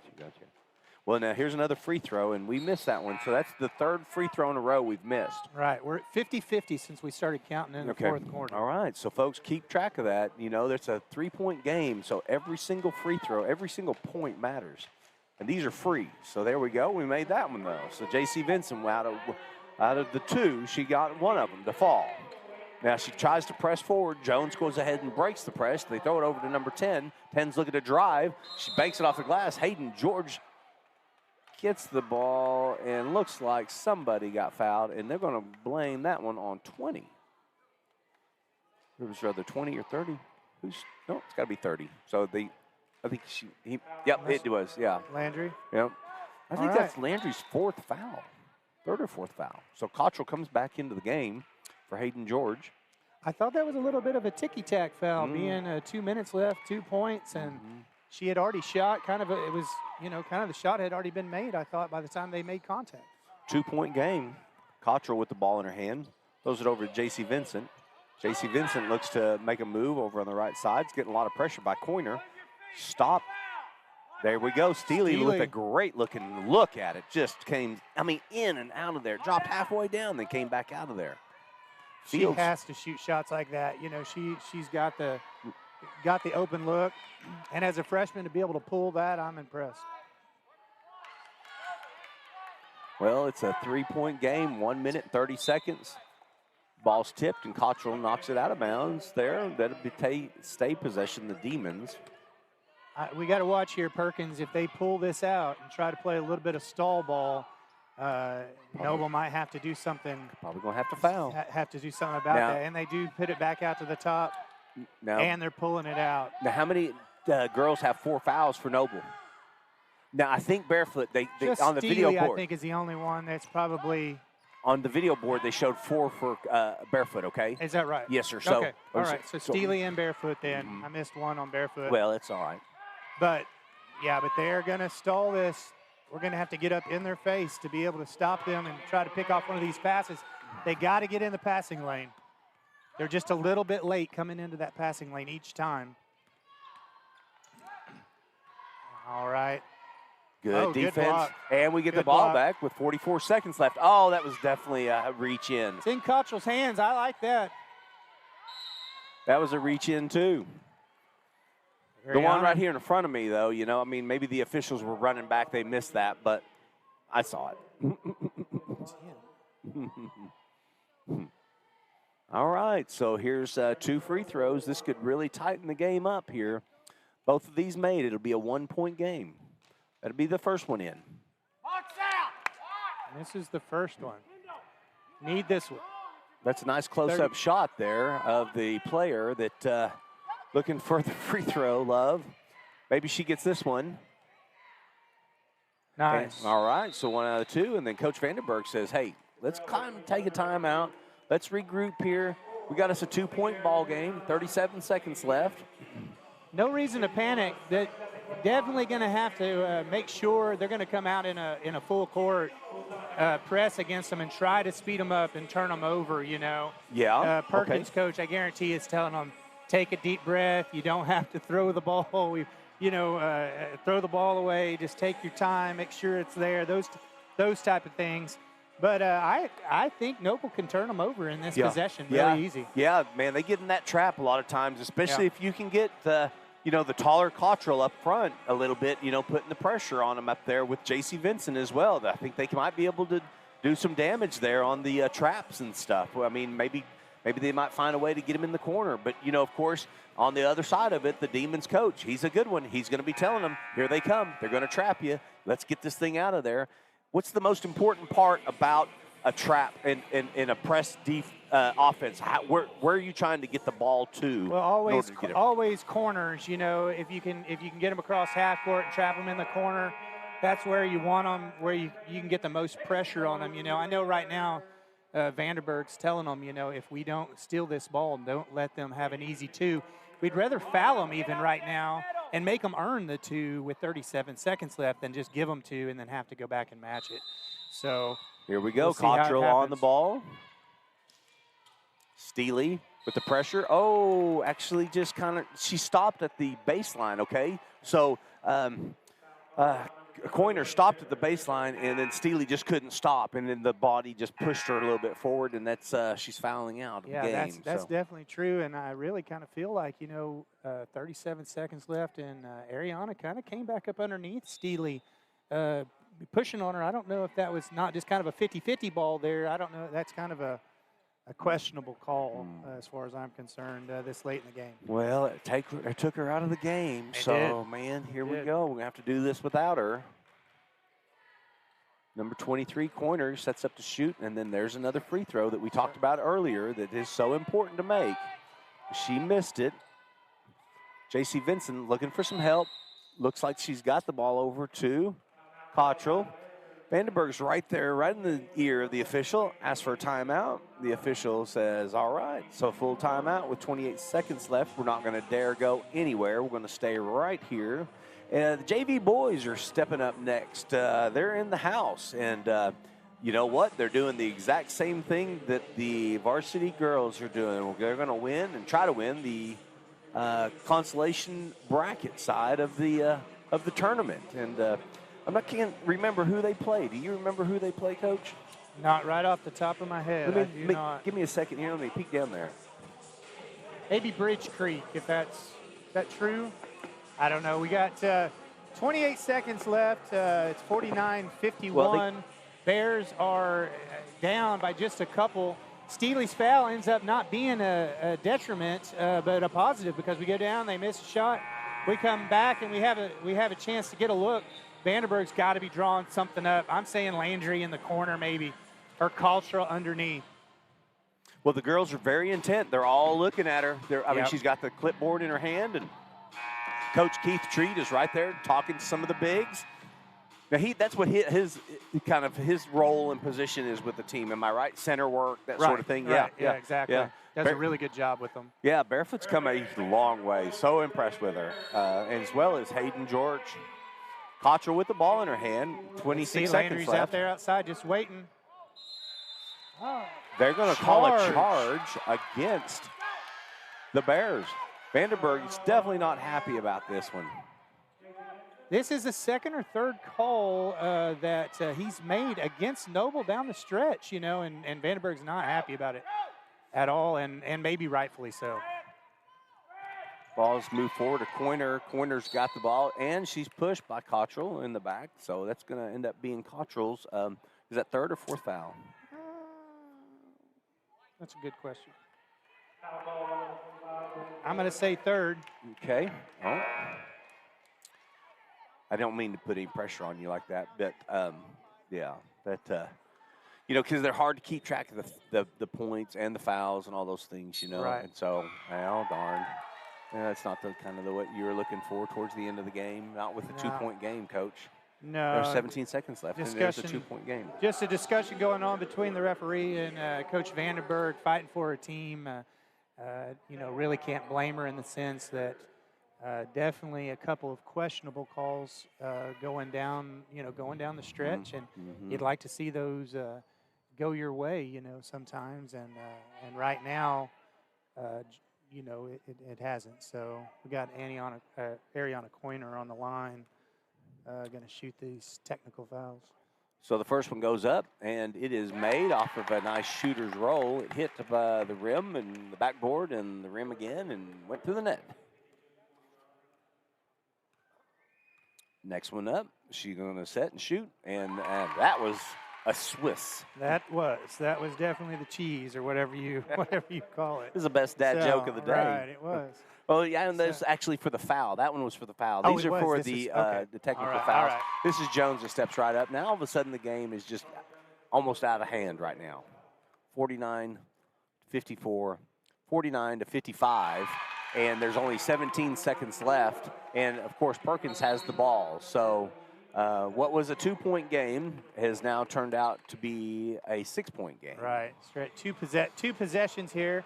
Can be done. It can be done. We're going to have to steal the ball coming out of this timeout, and it'll be Perkins' ball on the side.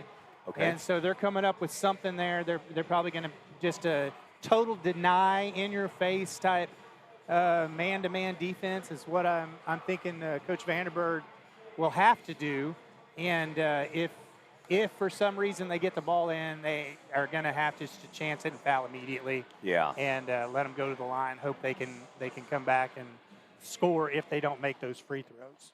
Well, that is something that they've done really well, though, Coach. Is they've made free throws down the stretch. They've done a really, really good job of doing that. Perkins on the line has made their last 4 for sure, and we'll see how this is going to turn out here.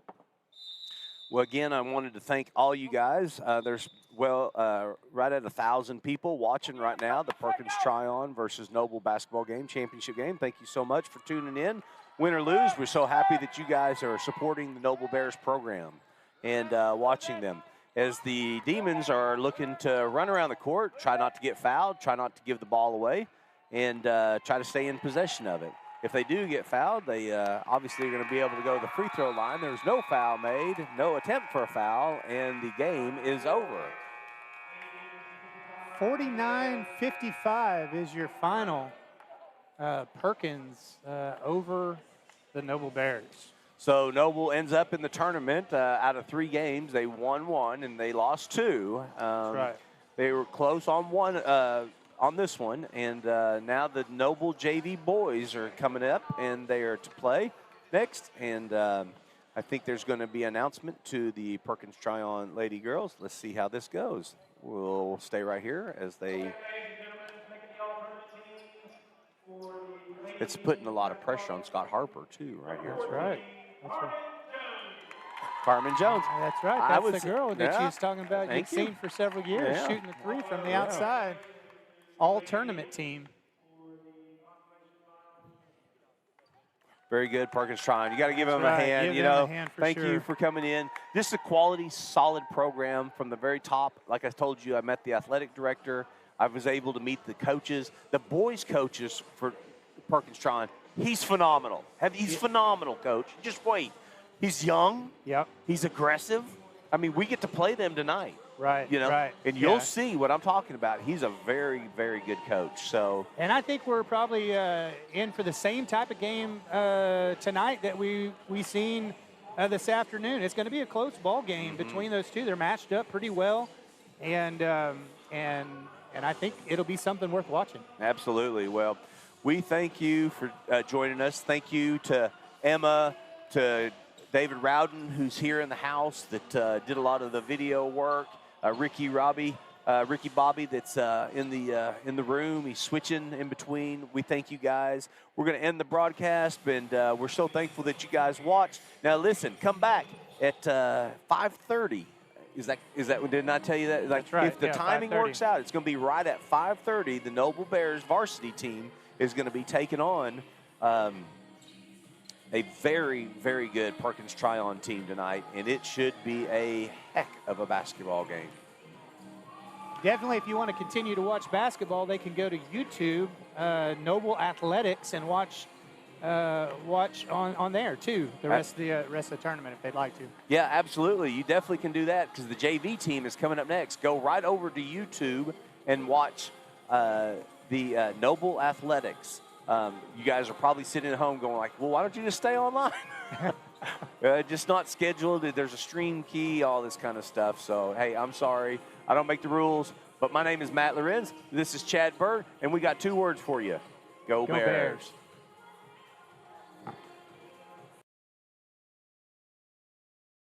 Innovative marketing creates your success. Call AMG today, your marketing partner.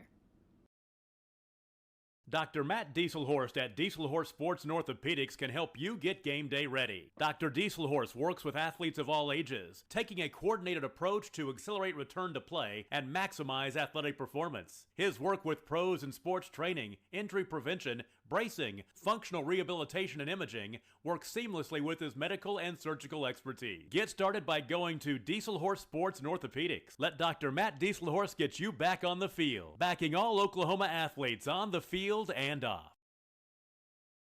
Support your school's booster club and get your business in front of thousands of potential customers. Talk about a win-win. Advertising packages start on this streaming station for less than $10 a game. Call 405-726-0835 or email adam@squirtle.com right now for more information. It's no secret Pioneer Cellular cares about the students of our communities because we're in your communities with more retail locations than any other carrier in Western Oklahoma. It's no secret that we provide opportunities for students to learn remotely with distance learning plans and MiFi devices. We also help these schools live stream their games so family members across the country don't miss the action. We sponsor schools and colleges because your children deserve the best. Pioneer Cellular. It's no secret.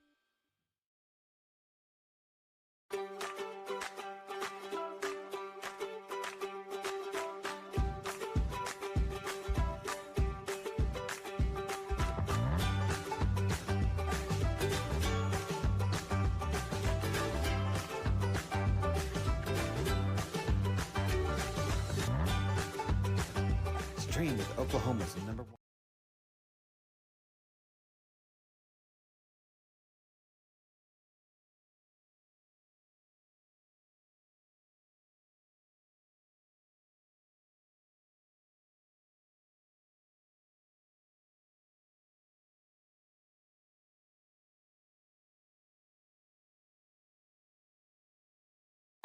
Hello, Noble Bear fans, and welcome to another basketball game.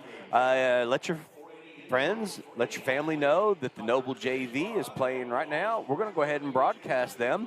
We all looked at each other and said, why don't we just leave this stream going? And didn't think we were going to do it, but why not? Let's just let it go. We're just going to let it run through. And, I apologize for not knowing some of the names of some of the freshmen. I just apologize that right now. And some of the younger players, I apologize for that. We're looking for a roster. Maybe we can get the names and be sure and give that to you as we go through this. But we are playing against the Tecumseh Savages. And now Tecumseh obviously is a good basketball team. They gave Noble everything they wanted last year at Tecumseh. And then, this year they're coming here to the Den. And they're going to play in this tournament, and we play them here in the regular season really, really soon. Tecumseh's just down the road off Highway 9. They are a rival team in everything we do just because everybody knows each other. They've got good athletes in football, basketball, baseball. They even have a tennis team there in Tecumseh, for crying out loud. Noble doesn't even have a tennis team, I don't believe. But all the same, they're just rival team just down the road from Noble, right off Highway 9, and just glad to be able to play them. Now, if you're asking yourself, well, why in the world is Noble JV even in the tournament?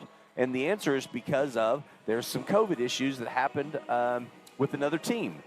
Probably just stay away from the names of that other team. And we had them scheduled. They were supposed to be here. They were scheduled. They were on the roster. The day of, they literally called and said that they were not able to make it. They weren't able to make it to the tournament. They weren't able to field the whole entire team, concerned about not only their players, but, in the middle of competition, you don't see these players out here with masks on. They're not out here, wearing masks. They're literally breathing all over each other and sweating all over each other and all those things. And so there's no way to protect each other from this. And the last thing anybody from our team or any other team wants is to catch COVID off of some friendly sport activity. So they decided that they weren't going to come, and Noble JV said, you know what, we'll open up to our freshmen, we'll open up to our sophomores, and allow them to get some, fast action play time. And I'm just letting you know from one old basketball player that it is definitely a whole new game from the freshman level to the high school level. The game is much faster. Shots are much deeper. The speed of the game, the officiating is a lot different. There's a huge difference in between. And the faster and the quicker that you can get used to it, the better basketball player you'll be in the long run. So we've got about 2 minutes. We got about 50 seconds left to the beginning of the game. And we will be back here at noblebears.tv. High school streaming service, Squirtle.tv. Find out more at squirtle.com/stream. At Maples Nixon Diesel Horse, we've helped a lot of people, and our goal was to treat each and every person like a friend. And as a friend, we've got your back always. We understand what you're going through. Being lawyers is what we do, but it's not all that we are. We care. We'll stand beside you throughout the entire legal process, not just as lawyers, but as your friends. We are Maples Nixon Diesel Horse, and we are here to help.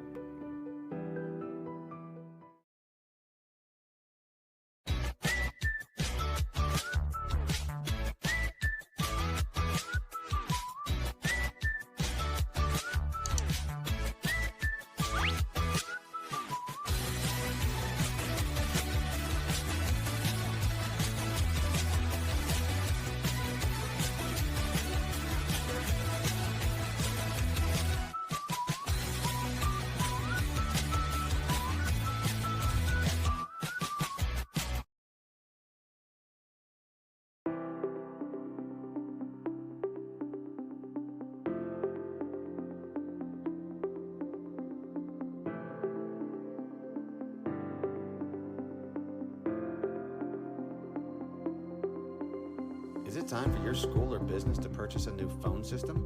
Give the experts at Versatile Networks a call. In most cases, we can provide a phone system with brand new phones for less than your current monthly bill. Call us for a free quote today.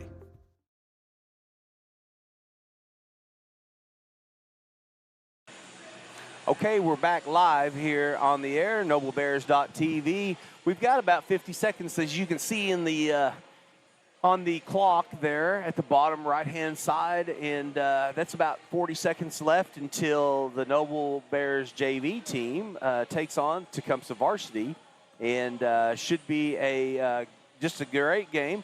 The Noble Bears played Duncan yesterday, the varsity, and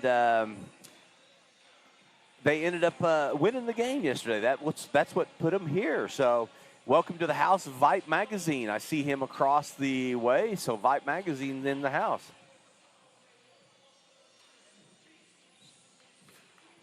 All right. So we've got the lineups all put together. John Stokes is in the house. He's the announcer. Scotty Harper's in the house. Everybody's in the. We're looking good right now. All right. Everything's looking like it's supposed to. We're going to pass that down to Scott Harper. And Scotty's been killing it on the mic. Have you noticed that? Yeah, he's done a really good job. I know. Step right in.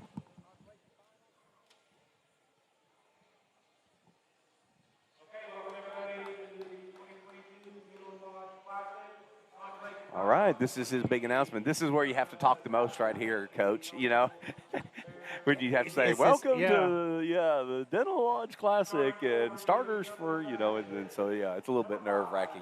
Everybody's looking over there at you. You can feel all the ears and eyes looking at you. Okay, so number 5 for Tecumseh is Davion May. What a player Davion is. You just get ready to watch what I'm talking about.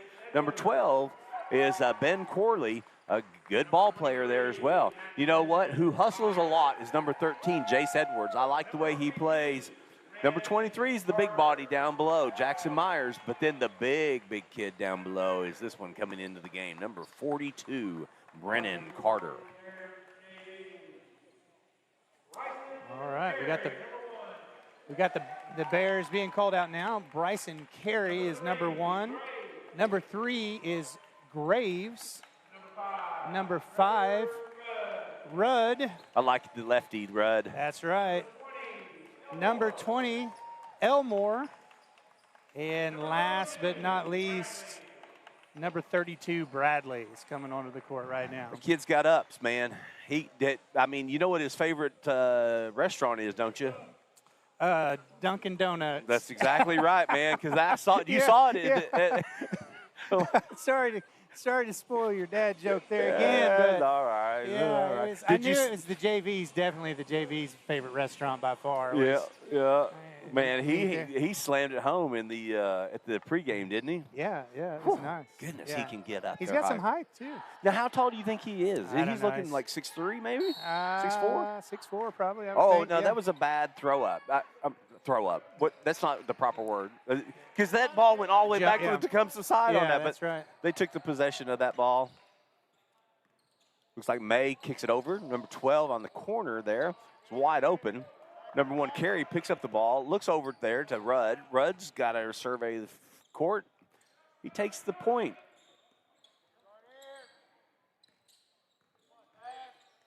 Rudd kicks it over to Carey. There we go. I'll probably butcher a few of these names, folks, so I apologize right up front, right now, right here in a hurry. I apologize for it, just because I wasn't quite prepared for this, and we just now got the roster and all those good things. But Carey has got the ball on the sideline. May steps in, picks it off. He is so athletic. So athletic for sure. Carey picks that one up. He's taking it back. Good screen. That's a very good screen on the outside. Good shot on the outside, just missed in the corner. So a couple misses for both teams. Number 13 for the Tecumseh Savages looks to shoot, misses it. Graves is looking to go up, but gets that stolen from the backside real quick, going through the lane there. Just the speed is just so much faster at the next level, and these Tecumseh kids are juniors and seniors, right? Yeah, and they definitely have played a couple more years of ball than some of those on the JV side here. Well, very good carry. Makes a great defensive play. Knocks the ball out of his hands. Gives it over to Rudd. Rudd takes it coast to coast, but then ends up getting blocked.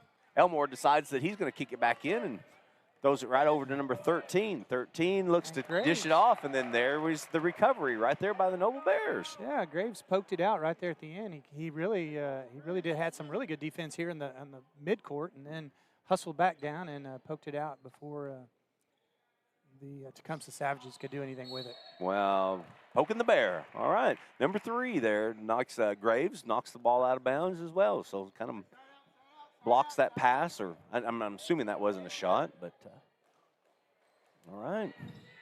Another corner shot by number 13. I told you, now he'll pull the trigger on you, and he'll make them too. Now, I was able to watch that happen yesterday, and they played a good game yesterday in order to get to this final game. That was a good pass on the inside there, but just I don't think Joe Bradley was ready for that one. No. Rudd's been active. Graves have been active so far in this game, and kind of calming it down just a little bit, kind of setting up and going to run something. May stripped the ball, knocked it right out of Carey's hand. Carey runs down in front, and then sets his feet, and then the official was right there and called a charge on May. So no bucket, and the score is still goose egg to goose egg. And thought it was a good call. Oh, did you? I thought, yeah, Okay. I thought it was a good call. He seemed like he was kind of stretched out over the top of him. So. Well, you're a Noble homer. I expect the same thing. Yeah. All right. Well, guess who checks in the game? Number 4, A.J. Balkema.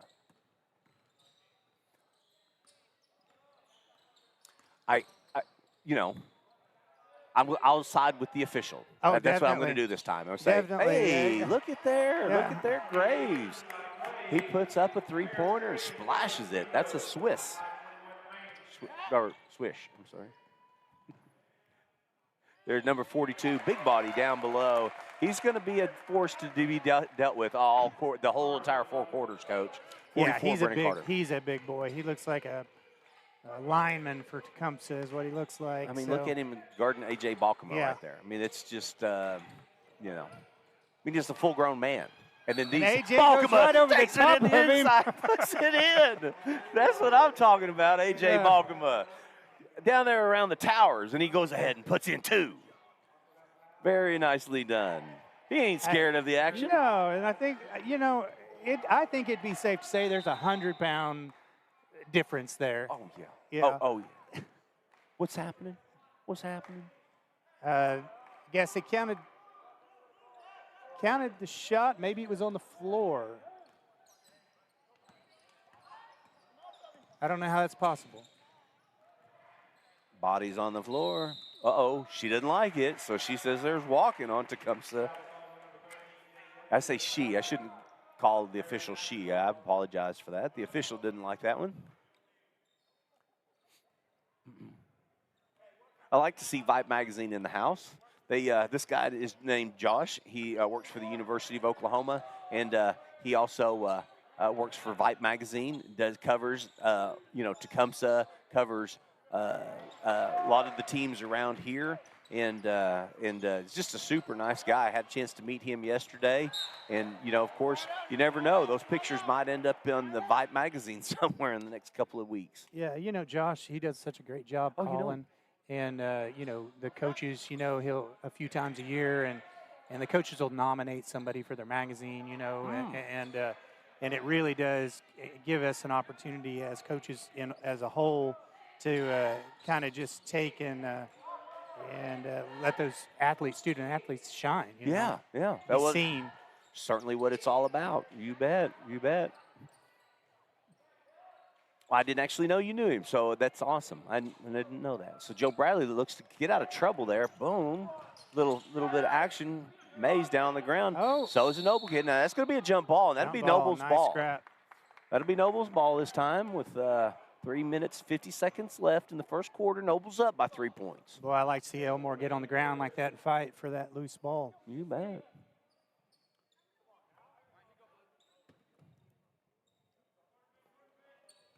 Graves throws the ball in over to number 20. The Bears, Elmore. Trevor Rudd, southpaw, calls the plays.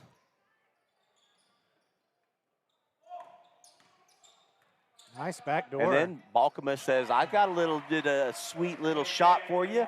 And I pull out my left hand, and there it is, man. That was a great, sweet shooter's roll, too. So Bears end up taking the now there wasn't 2 points added to that. Let me help the Go ahead, it is 2-7. Right. Okay, they just did. So they've been great about the clock and everything. So they've been doing an awesome job all day. I just looked up and the score was the same, and I was like, hey, they didn't add the 2 points. So yeah, it's 5-7. Looks like there's a shot on the outside. Number 13 for the Savages shoots it. Jesse Edwards. They're deciding to go full court press right now. Get it over to Rudd. The official says, well, you took one too many. You ran without that ball. Coach assisted in that call there and tried to help the referee out, and let him know that it was. Balkema's up in this press here. Well, they're not going to like that, riding him like that. They're not going to like that part of it.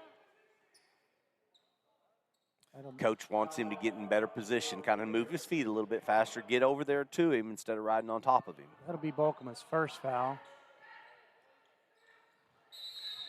He had some excellent shots yesterday, Coach. Balkema did on the baseline yesterday. Got the ball at three-point line.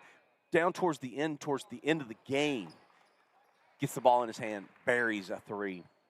Shoots a couple others. Super impressed with him. So Joey Bear in the game, number 14. This is QB2, Joey Bear in the game.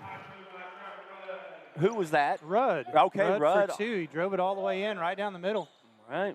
Right past the big boys and laid it up underneath. I had the official right in my kind of viewpoint, so I missed it. So Elmore with the ball, throws back over to Bear.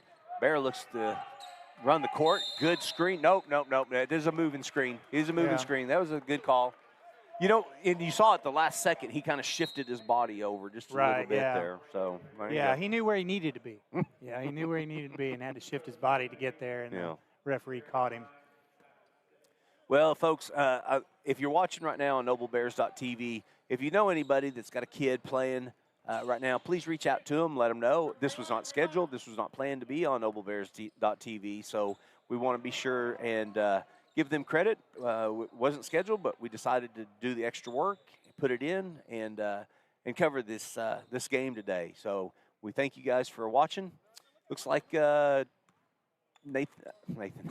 Stephen Gwynn's going to come into the game. I almost called him Nathan Gwynn, so I couldn't help myself. Number 12 with the bucket, and that's Ben Corley. He's got a sweet stroke for a right-handed shooter there. Looks like there's a push on number 33. Is that right? 33 or 23? All right. Here comes Blue 32. Blue 32, and that's his second. Joe Bradley, he's not sure what he did. He keeps his hands up in the air like I'm not. I'm sure he'll go to the end of the bench, and the coaches will explain exactly about that foul. You know, I don't know Joe Bradley's grade or kind of too much about him. I don't know if you're a parent at home right now and you can share anything you can about him and you're watching. You can chime in on NobleBears.tv and Facebook, and I'd love to connect with you, and so that you could tell us a little bit about Joe, and so we can kind of maybe brag on him a little bit. There's a lot of kids I've known for a long time. You know, you look at Stephen Gwynn. I've known him since he's been 4 years old probably, and A.J. Balkema the same. Elmore's, on and on and on. But I don't know Joe Bradley. Yeah, no, I don't either. Okay. I don't either. So. Well, we have so many kids moving in and out of the kind of the district and stuff. Right. You know what I mean? It's hard to keep track of everybody. New kids all the time. Trevor Rudd with the ball in his hand. Oh, look. Lost it going in. Yeah. Quick hands in the high school level. Look at this, alley-oop. Got to get ready for those. That was a great play by May on the back door. That's going to take Tecumseh 11, Noble 9. Look at Joey Bear all the way to the hoop. Missed the left-handed layup. May's coming back down, going to shoot the ball again. And he banks it off the glass. That's what did you start to say? Oh, no. That's 2 in a row. Oh, it's 2 in a row. Yeah, he goes 13, back to back. 13-9 Tecumseh's up. A.J. Balkema runs the offense. Hands the ball off over to Trevor Rudd. Trevor takes it over on the left side and gets fouled with 48 seconds left in the first quarter. The official says got knocked in the head. I always think that 25 got the foul. I always think it's funny when the official walks over and they go, boink. They hit you in the head. It's like really? Is that what happened? Yeah. Who's this checking into the game? Plumley checks in, number 44 that's for May. That's another big body boy right there, right? Yeah, I'll tell you what. I mean, look. They're solid. Look at him next to, again, A.J., I mean, they're just, this is the deal in high school. When you're a freshman, I mean, you're not a grown man yet. When you're a senior. I'll tell you what, freshmen come in and they're just not developed yet. Sure. And it is amazing to me to see between that sophomore and junior year just the development. They've been in the weight room now for a couple years. Right. And the coaches do a really, really good job here at Noble of making sure those boys are in the weight room, lifting, nutrition-wise, getting what they need to eat. And it's it really helps develop that. And so well, they'll get there for sure. And each, you look at all the different groups, the whole entire, Noble Bears themselves right now. It's just, the bodies and everything, like you said, though. It's a total different between, the high school level that the Savages are at right now. You got nothing but seniors out there. That's probably, right, yeah. Yeah, they, that junior, senior year, they look like men. Yeah, they do. Yeah, some of them may be 18, 19 years old, So. Yeah. We got the Savages. A.J. Balkman just poked the ball out to the side. Should be Savages' ball on the side.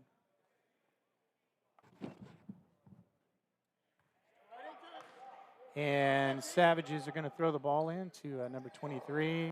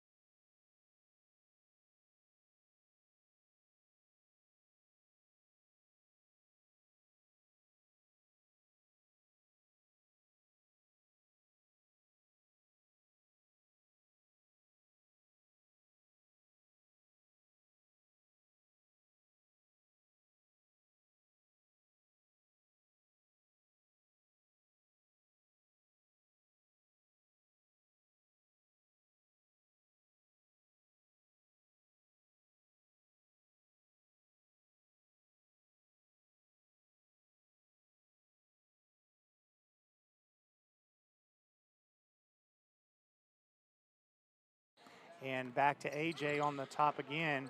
He's trying to find somebody open, but number 13 tries to pick his pockets for the Savages. That's Edward, and he's called for the foul.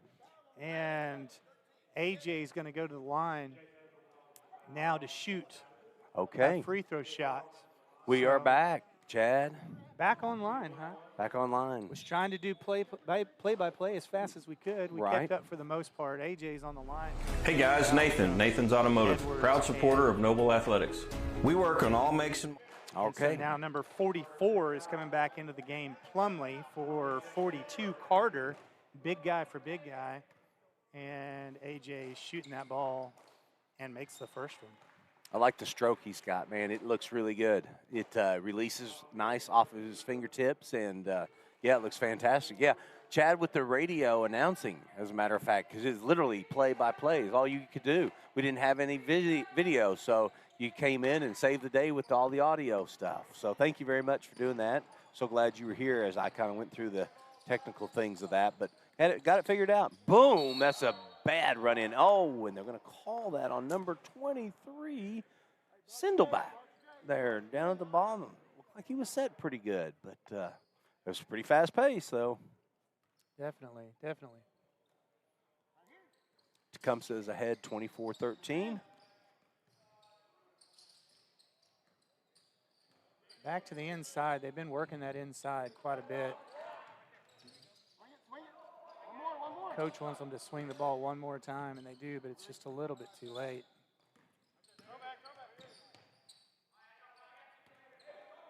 Working that ball around, trying to find a good shot, looking for the inside again. High post sliding down. Uh-oh. Reach in there, Sindelbach. Big reach. Mays looks to throw it around. Horn. Get it over number 12. 12 to the big body boy. Back it over to Mays. Downtown, he hit one of these while ago. Oh, he did, Yeah, man. That thing was way out there. Get ready because McAllister will do that, but I hadn't seen anybody else shoot like that. No. So. I was totally amazed at McAllister and how far out he would actually shoot the ball, you know. I guess if you got the touch, you got the touch. Man, I'm telling you. And to go to the next level, you got to be shooting from out there anyway. So yeah. Talk about spreading the court, right. You know, you get to that next level. The University of Texas, though, I was like, oh, man. Yeah. How could we lose one of our own to them? You know, I would have loved to seen him to go to the University of Oklahoma and play with Cortez there from Kingfisher. Bijan Cortez. That's 2 from Crush. Oh, I thought the answer was right there.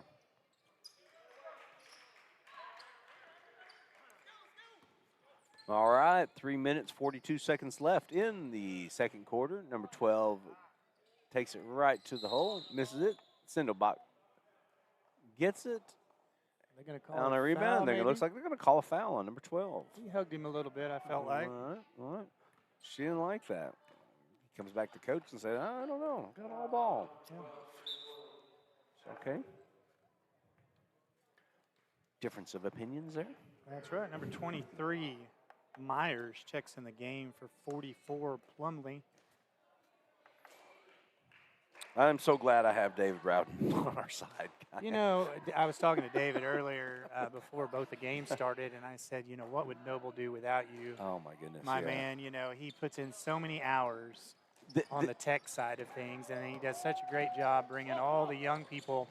You know, and all this was really just back, you know, 3 years ago, 4 years ago. It was just a vision is really all it was. We had several conversations, you know, about how we were going to do this down the stretch, and he really has made it happen. Well, I think the past experience working with the Thunder, and then he's very creative on top of it all. So he knows what needs to be done. He, you know, can really put those things together. Number 12, he's going to dunk it right here. Now, his favorite restaurant is definitely Dunkin' Donuts. Definitely, yeah. That was a crank. He got up, you know, and he looks like he might be under 6 foot to me. I don't know. I mean, yeah. It's always impressive when some kid can get up that high, right? Right. You know, yeah. It's one thing when you're 6'7", 6'8". Right. You're expected. You're expected to dunk. You know, that's for sure. But when you're below 6 and you can get up and slam it with that type of authority, you've got some ups. I think it was, you knew it was coming. The bench was like jumping up and down when they saw him getting a fast break there. A.J. Balkum with a fake. Goes heads and sits it down to Sindelbach. He tries to dribble. You know, I'm excited to see A.J. in the next couple of years as he develops, you know, and matures. He's so good with the ball, just under control most all the time, you know. Coming out of middle school, he was one of the better players on that team. Played point quite a bit. He shoots right here and shoots the 3. Just right on command. That's right. Just right when you talked about it. So that's just excellent job, A.J. Balkema. 7 points. He's high scorer on the Noble team right now. Wow. As Joey Bear watches him just perform out there, he's like, he sits on the bench waiting to get in. Number 42, Carter, is checking in right now for the Savages. So they're going to leave Balkema in. I figured they would replace a guard. So what we literally have is a small, no, we got 3 down here. You know, we just don't have any center. That's action. right. You know, that's what I'm trying to say. There's no Sindelbach. There's no Joe Bradley. So yeah, that's exactly right. Maybe they're going to pick up the pace a little bit and try to move the ball around and shoot from the outside just a little bit more. And if they keep the ball movement going, they should be able to get some open looks, you know. There's a little mid-range. Nice. Set his feet a little bit. Rudd playing receiver. Oh, I thought he had that one. Oh. Nice defense, though, by Bear. And you're going to call walking on that one. He just used his feet a little bit too much. 30-19, 1 minute left in this half. And Bears down by 11.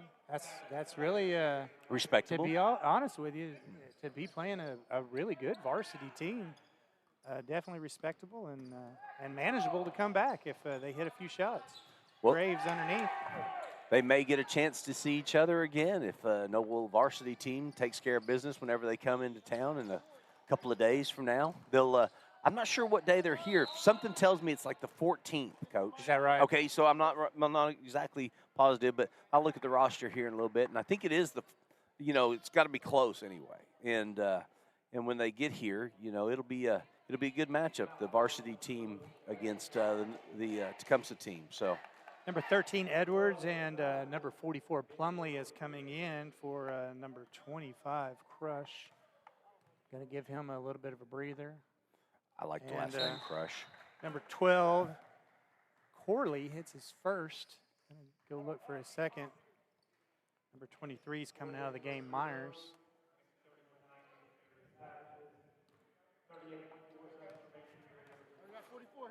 Scotty said 38.4 seconds left in the first half of the game. Joey's dribbling, trying to find somebody open. Everybody's covered up. We got a high post man and a backdoor cut by Williams, but he misses the shot there. That really brought the pressure on the ground, there, but didn't that's called a timeout. He was going to walk because he was going to set up with the ball, and Coach seen him posture up and called that timeout real quick. Gotcha. Yeah, folks. 30-second timeout. The schedule looks like in January. Let me give you kind of a rundown if you're listening right now, is January the 11th on Tuesday, right out of this break. So we literally will be done with the tournament today, and then we get Sunday and Monday off, but then we're right back here at the Den against Santa Fe South. There'll be a JV boys game. There'll be a varsity girls game and a varsity boys game. That's going to start again on Tuesday the 11th. And then on Friday, so this upcoming Friday, Tecumseh will be back here at the Den, and that'll be all levels playing. So we have 2 games this next week coming up. Well, the JV boys have to feel pretty comfortable with Tecumseh coming in on that JV game they'll be playing against them here, just in a short period if they're holding this close to their varsity team. Right. The confidence should be high, but, man, if you can't hit the bucket, That's true. It doesn't matter who you play, right? Good defense by Joey Bear. And it's off his leg, so way to go, Joey Bear. Number 14 comes into the game and puts on a good show. 3 seconds left. Who's got the long-range shot with 3? Well, he's going to say Joey. 1. Joey with the floater. Oh! He had a chance. Had a chance there. I'll tell you what, he moved the floor really well for 3.3 seconds. He got down to, within just 2 or 3 feet of that three-point line. So credit to coaching, because you practice that all the time, moving the court, getting down the court in just 1 or 2 dribbles. I always said during the football season, I was so impressed with him during when he'd get into the game. He's behind Fisher, at quarterback, but he ran the offense really well. He's got a good arm on him, and he's pretty fast too. So Joey Bear's good athlete all the way around. Definitely good athlete for sure. Well, let's listen to Nathan's Automotive. We'll play a couple of commercials, and we'll be back here at NobleBears.tv. Specializing in diesel engine repairs. I'm so proud to show our support for the Noble Public Schools through our unique Auto Repairs for Bears program. Bring your car in for maintenance or repair and drop those repair receipts off at any school campus, and Nathan's will give back 5% of the totals to the Noble Public School System. We're looking forward to serving you for all your automotive needs. Go Bears!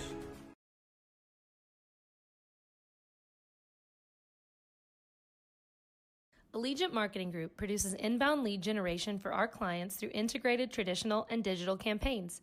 We continuously develop new strategies, tactics, and productive efficiencies so you can reach your target market and get a measurable return on investment. This fast-paced world demands for your products and services to be presented at the moment your buyers need them. Targeted and innovative marketing creates your success. Call AMG today, your marketing partner. Dr. Matt Dieselhorst at Dieselhorst Sports and Orthopedics can help you get game day ready. Dr. Dieselhorst works with athletes of all ages, taking a coordinated approach to accelerate return to play and maximize athletic performance. His work with pros in sports training, injury prevention, bracing, functional rehabilitation, and imaging works seamlessly with his medical and surgical expertise. Get started by going to Dieselhorst Sports and Orthopedics. Let Dr. Matt Dieselhorst get you back on the field, backing all Oklahoma athletes on the field and off. Support your school's booster club and get your business in front of thousands of potential customers. Talk about a win-win. Advertising packages start on this streaming station for less than $10 a game. Call 405-726-0835 or email adam@squirtle.com right now for more information. It's no secret Pioneer Cellular cares about the students of our communities, because we're in your communities, with more retail locations than any other carrier in Western Oklahoma. It's no secret that we provide opportunities for students to learn remotely with distance learning plans and MiFi devices. We also help these schools live stream their games, so family members across the country don't miss the action. We sponsor schools and colleges because your children deserve the best. Pioneer Cellular. It's no secret.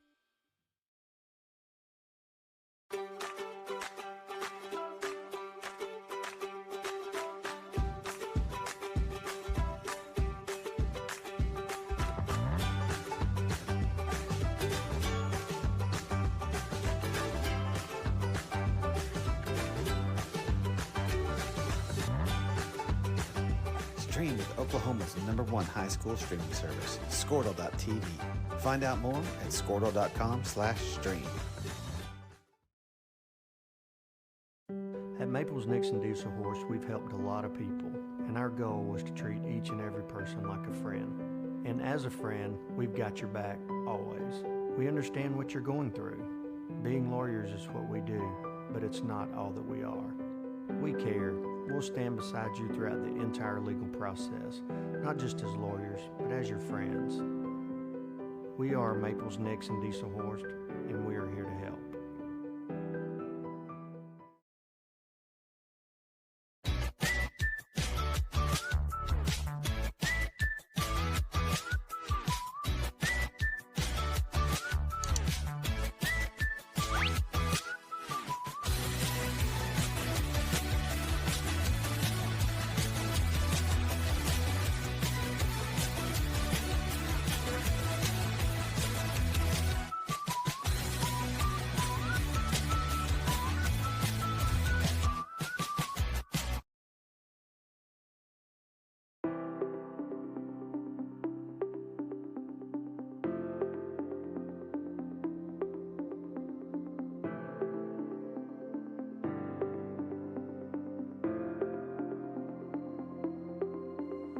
Is it time for your school or business to purchase a new phone system? Give the experts at Versatile Networks a call. In most cases, we can provide a phone system with brand new phones for less than your current monthly bill. Call us for a free quote today. Allegiant Marketing Group produces inbound lead generation for our clients through integrated traditional and digital campaigns. We continuously develop new strategies, tactics, and productive efficiencies so you can reach your target market and get a measurable return on investment. This fast-paced world demands for your products and services to be presented at the moment your buyers need them. Targeted and innovative marketing creates your success. Call AMG today, your marketing partner. Dr. Matt Dieselhorst at Dieselhorst Sports and Orthopedics can help you get game day ready. Dr. Dieselhorst works with athletes of all ages, taking a coordinated approach to accelerate return to play and maximize athletic performance. His work with pros in sports training, injury prevention, bracing, functional rehabilitation, and imaging works seamlessly with his medical and surgical expertise. Get started by going to Dieselhorst Sports and Orthopedics. Let Dr. Matt Dieselhorst get you back on the field, backing all Oklahoma athletes on the field and off. Support your school's booster club and get your business in front of thousands of potential customers. Talk about a win-win. Advertising packages start on this streaming station for less than $10 a game. Call 405-726-0835 or email adam@squirtle.com right now for more information. It's no secret Pioneer Cellular cares about the students of our communities because we're in your communities with more retail locations than any other carrier in Western Oklahoma. It's no secret that we provide opportunities for students to learn remotely with distance learning plans and MiFi devices. We also help these schools live stream their games so family members across the country don't miss the action. We sponsor schools and colleges because your children deserve the best. Pioneer Cellular. It's no secret.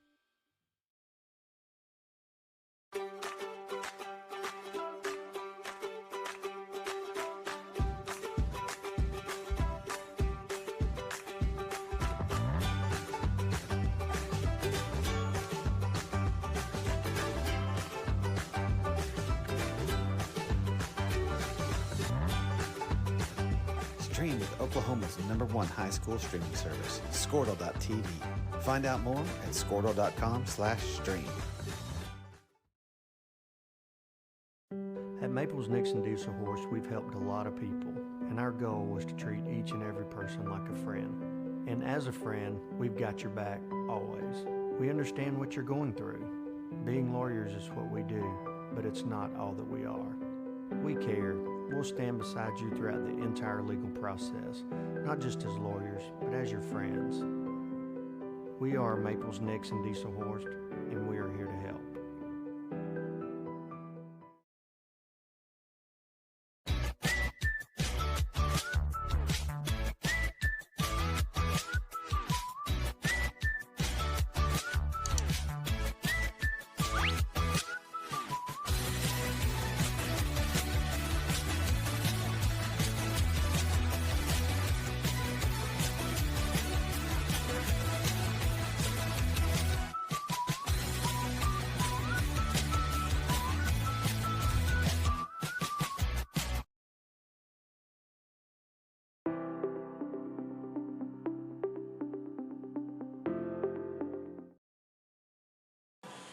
Welcome back to NobleBears.tv. We are so thankful that you guys have joined us and that you're part of the program. What you are watching, to set the scene for you really quick, there's 1 minute and 20 seconds left in the halftime.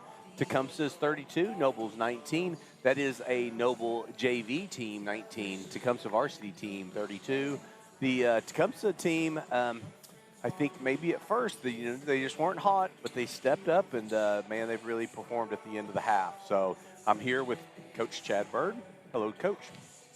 Nice to be here with you, Matt, this afternoon. Been really impressed with the Noble Bears JV team sticking in this game, really scrapping it out, playing with a lot of heart, and has a really good opportunity to be in it at the end if they can continue to play like they have been. Absolutely. Get a few more little shots, and things easily turn around.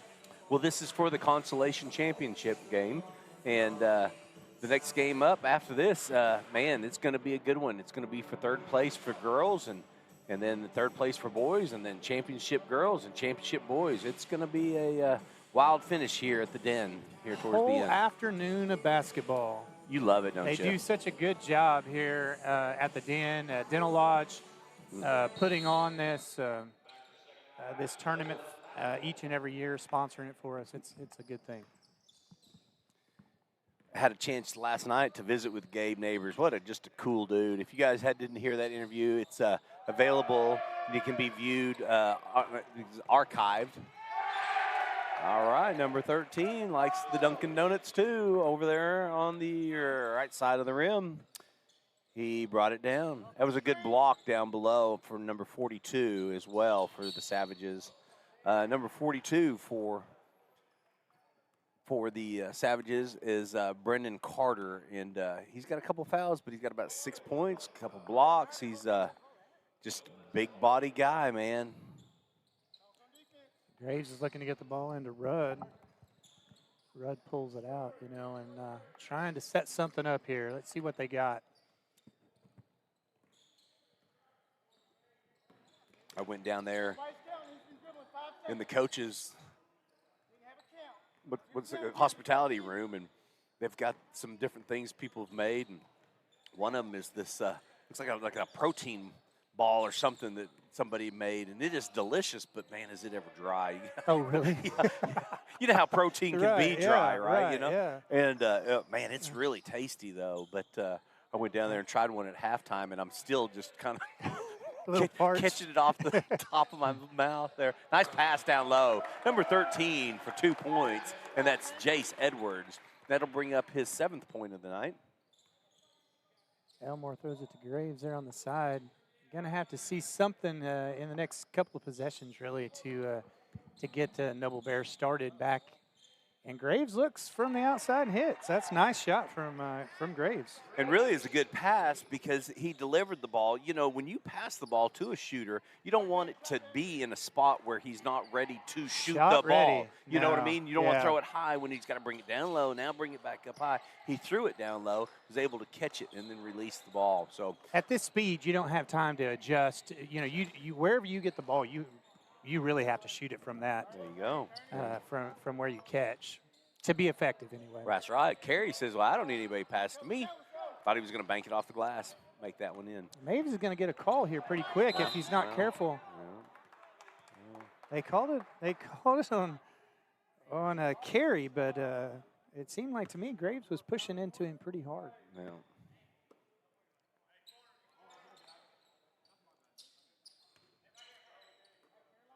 All right, here we go. Call offense play, Carolina. What's the play you remember most about coaching? What was your? We ran a 4-high quite a bit. What was it called? Houston. Houston, yeah. Houston is what. You hear kids call it out. It's very good. Yeah, we would switch every year. You know, we'd come up with a new, either like names of cities or names of states. Sure. One year, there's Graves on the outside again, almost connected there. One year we did, we had a play called Vegas. And Vegas. I remember you calling Vegas. We did some, whether it's good or bad, a gambling theme at one point. Oh, I got you. So. I always like it when teams like mimic Omaha. Omaha, yeah. You know, who's that remind you of? That's exactly right. Little Peyton Manning. Peyton Manning. Yeah. Omaha. Now we're getting down towards the end of football. You got who do you like? Georgia? You like Alabama? On Monday? I think it's going to be a really, really good game. To be honest with you, it's really, really hard to go against Alabama.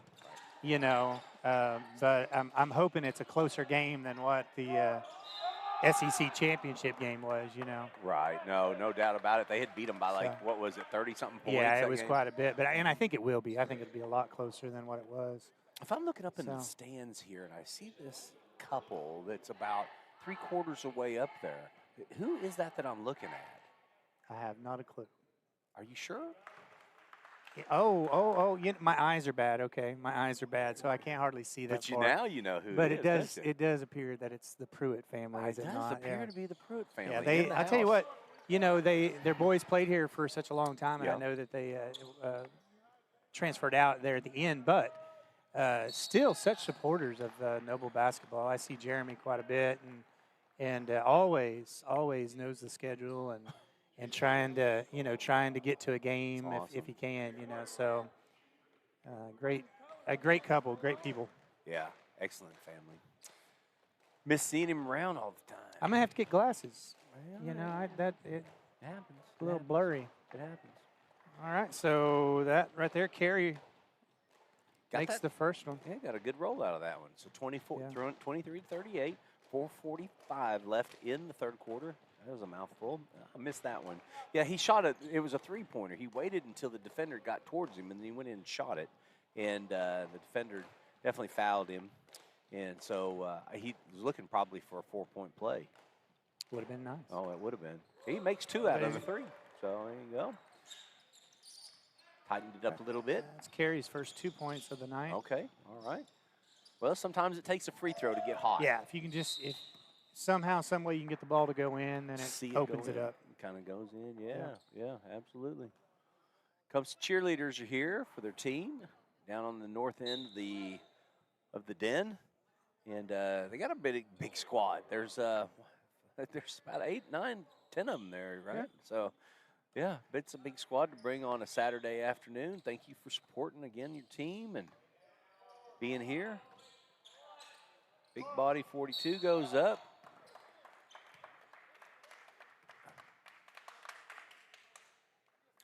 Looks like it's going to bring number 13, Jesse Edwards, to the line. It was a foul on number 32, Bradley. Joe Bradley. That's his 3rd foul. Chase Edwards splashes the first one. Nothing but net. He's been playing pretty well tonight. Chase Edwards or yeah. Bradley? Edwards. Yeah. Oh, yeah. He's made 100% from the free throw line. He's got 6 points. He's a from the field, solid ball player. Yeah. A.J. Balcom has snuck into the game. I didn't see him come in, so. Grace pass deflected to Rudd. I have to cough. And let's see if it stays on this side. Yeah, Noble Bears still have the ball on their side of the court. So Graves is going to pass it in. All right, so A.J. Balcom moves to the top. Oh. Elmore catches the ball in the backcourt. Elmore doing a good job. May is a terrific defender, and when he's all up in right there on you, you could panic, but Elmore does a really good job of staying. Nice backdoor cut and pass and shot. 32 goes up. He gets fouled by the big guy, number 42, Brennan Carter. But Joe Carter, the sophomore, goes ahead and knocks it in for 2. Joe Bradley. Oh, Joe Bradley. Yeah, I did I say Carter. But Carter's I'm coming. sorry about that. Joe Bradley. Carter's coming out of the game, and Plumley, number 44, the other big guy for the Savages, checks in for him, and I apologize. Bradley misses the one. Bradley family. I apologize. So many names to remember. I know it. And such fast-paced game at times. Oh, Joe Bradley gets up high on that rim right there. Looks for the rebound. Just missed it. Trevor Rudd playing defense. I like this kid, number 12, that just shot the ball from downtown. Jimmy Brown right there. That's man. his 3rd 3. Woo. Man, he can shoot it. 13 points for the He's day. a baller, that kid. No, he can play. To be honest with you, he reminds me of a kid that played on my team when I was here, Wesley Smith. Oh, Yeah, they're about the same build, about the same hair color, and can stroke the ball from the outside. They look identical. So. Well, Joe Bradley drew a nice foul there. I mean, I don't know if he was just sitting there, but he got ran over. Yeah, Plumley he didn't know exactly what happened. My eyes were not that way. No, it weren't so either. everybody was looking to the left, but it was behind the official. He get rolled up. He's not football. Yeah, he had to have seen something, and Bradley acts like he was hit pretty hard. So yeah, I missed that one though. Yeah, little jabber back and forth with each other down there. There we go. Timeout for the Savages. Timeout. They're going to try to figure out exactly what took place and happened there. All right, we'll let them figure it out, but we'll be back here at NobleBears.tv.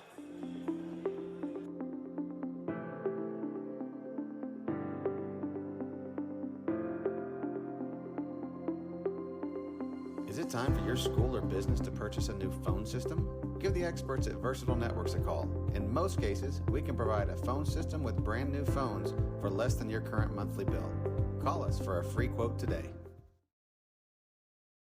Allegiant Marketing Group produces inbound lead generation for our clients through integrated traditional and digital campaigns. We continuously develop new strategies, tactics, and productive efficiencies so you can reach your target market and get a measurable return on investment. This fast-paced world demands for your products and services to be presented at the moment your buyers need them. Targeted and innovative marketing creates your success. Call AMG today, your marketing partner. Welcome back to NobleBears.tv. 3 minutes, 17 seconds left in the third quarter. Noble JV team taking on the Tecumseh Savages. Tough team down Highway 9. They're well coached and they've got a good bunch of athletes, don't you think? Yeah, always do. Always play good basketball. I used to love the rivalry that we would have in football against them, and we, seemed like we kept that going for a while, and then they just, you listen to Coach George talk, and it's something they didn't want to continue to do. Right. Seems like maybe Blanchard, have they kind of taken that spot in the football side of things? I mean, they play them kind of every year too, do they not? Do they play them this year? Well, then it went from Tecumseh to that game, and then we went over to Newcastle. Then Newcastle said nope, and then we went to Blanchard. Okay. And then okay, that's right. Yeah, Blanchard that's right. didn't say no to it, but I think we've changed it up, and it's literally next year. Don't hold me to this, folks. Okay. But it may be Tuttle. Tuttle. What a great game that would be. Ooh, come on. That would be a great game. Woo. Yeah. So don't hold me to that, but that's the rumor that I hear. But here's not a rumor, is that Midwest City has jumped into our district. So it's actually district play that we'll be into with Midwest City. They'll be Class 5A. Graves from the outside. Is that a three? Yeah, that's his third for the day. That's 9 points for Graves. Okay, well, 3 for 3, and he's made 3. He's excited. And then he comes back and makes a foul. He's excited, wanting something to turn, and you need that energy, though. He's definitely trying to make something happen. You're not going to believe how he fouls this is, Coach. It was 3 for him. Is that right? 3 for 3. 3 for 3 for 3. Yeah, three. All right. Elmore's coming out of the game. All right. And Williams checks back in. Oh, that's a kick ball. It's got to be a kick. Yep, and that's against number 12 there. Savage, so it'll be Noble ball going the other direction. Joey Bear at the point right now. And then out came Rudd, but in came Joe. Ball come on. Oh, I just think that was going to be a stroke. He does such a good job drawing those guys in, and because of his height, I think a lot of times they think that they're just going to swipe at him and get that ball, and he dishes it back outside and normally sets somebody up for a really good shot. Oh. You do have a point there. Number 12. I need to put this away, kind of.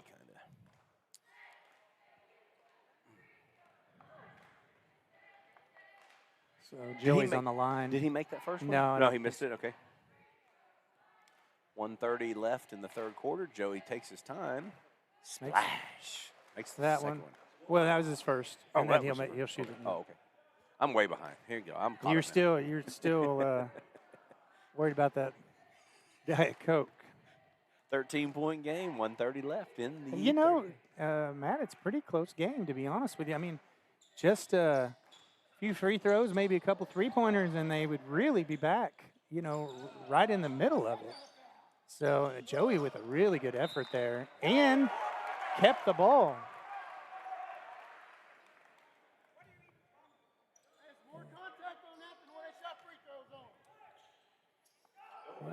Right. Fans are kind of getting a little chippy. Not happy with that call from certain sides, but AJ looks and it rolls. Is that Balkema for 3? Roll. Is that Balkema for 3?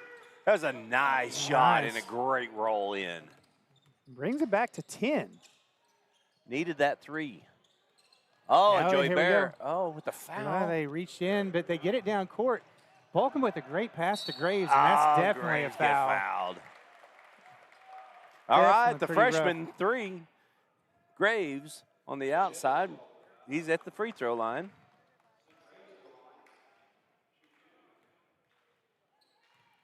One minute, 5 seconds left in the third for number 3.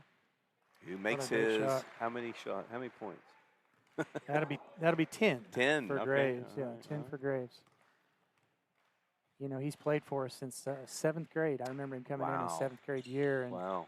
him and his brother transferred from Houston, Texas, Okay. and played. And Graves has just really improved. Yeah, you know, is that his older brother? older brother? Older Yeah, older brother. brother. Yeah. Older brother. And then His older brother only played 1 season for us, Gotcha. but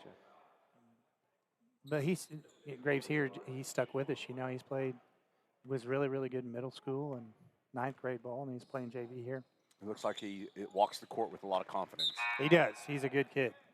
Great kid. They're going to take him out. Now, does he have 3? He's only got 3 fouls. Graves Correct, does. yeah, this 3. So we got Elmore coming back into the game. Now, Elmore's the one of 3, right? There's 2 Don't other make me lie. No, there's 2 other Elmore brothers. Yeah, and so at he's the least. one of the 3 Yeah. of them. Ooh, Joey Bear kind of took got- off before. Yeah, we got by with that one. On AJ has the ball. Oh, and, you know, he just has a tendency to be able to find people. And the coach, calls that timeout on when they're scrambling on the ground. And the referee decides he's going to give it to us. That's nice. Good coaching move right there. Definitely. I love it. Well, now they said that's a 30-second timeout, so let's just go ahead and stay here with them, and we won't go anywhere. We'll just stay right here and go through this. 38-37, 49 seconds left. That's 11 points down if I do my math correctly. Pretty good. I kind of like our odds at this point. You know, I mean, they're, you know, in the sense that you're playing a JV against a varsity team down 11 going into the 4th quarter. You know, you have to, as a JV guy, think, I really want to win this game. And, you know, and you're trying to prove yourself at this point. You're trying not to only, some of these guys I know sit on the varsity bench, but they want some varsity time, you know. Yeah, showing the reason why they should. Oh. Yeah. And if. Oh, wow. Mays with the body.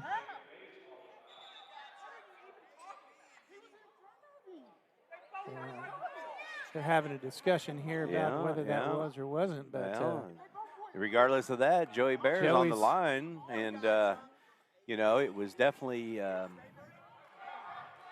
48 seconds left in the 3rd quarter, and Joey Bear's going to put. Let's see how the free throws go for him now.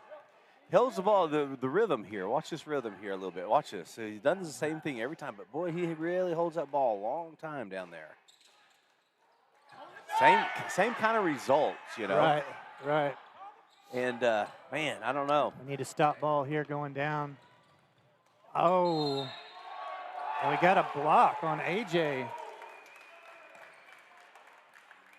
Balkema, I guess the referee didn't feel like his feet were set. Close call. Yeah, close call on that. And I tell you what, admire AJ for sticking in there, letting him come over the top of him. When he like came down on, I thought he was going to step on him.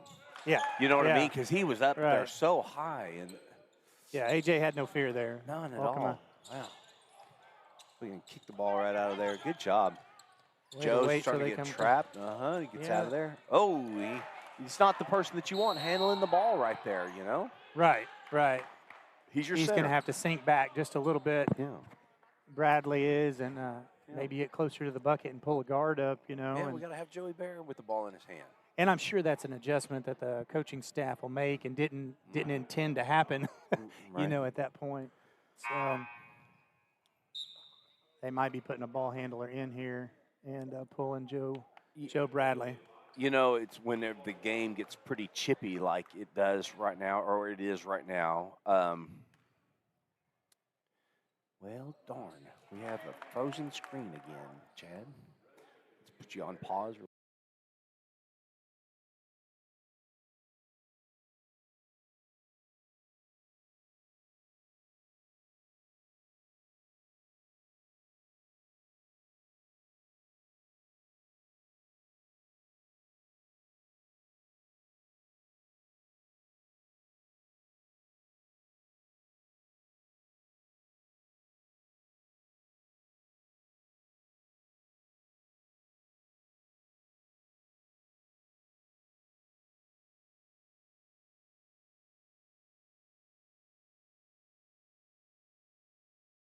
apologize, you guys, for the.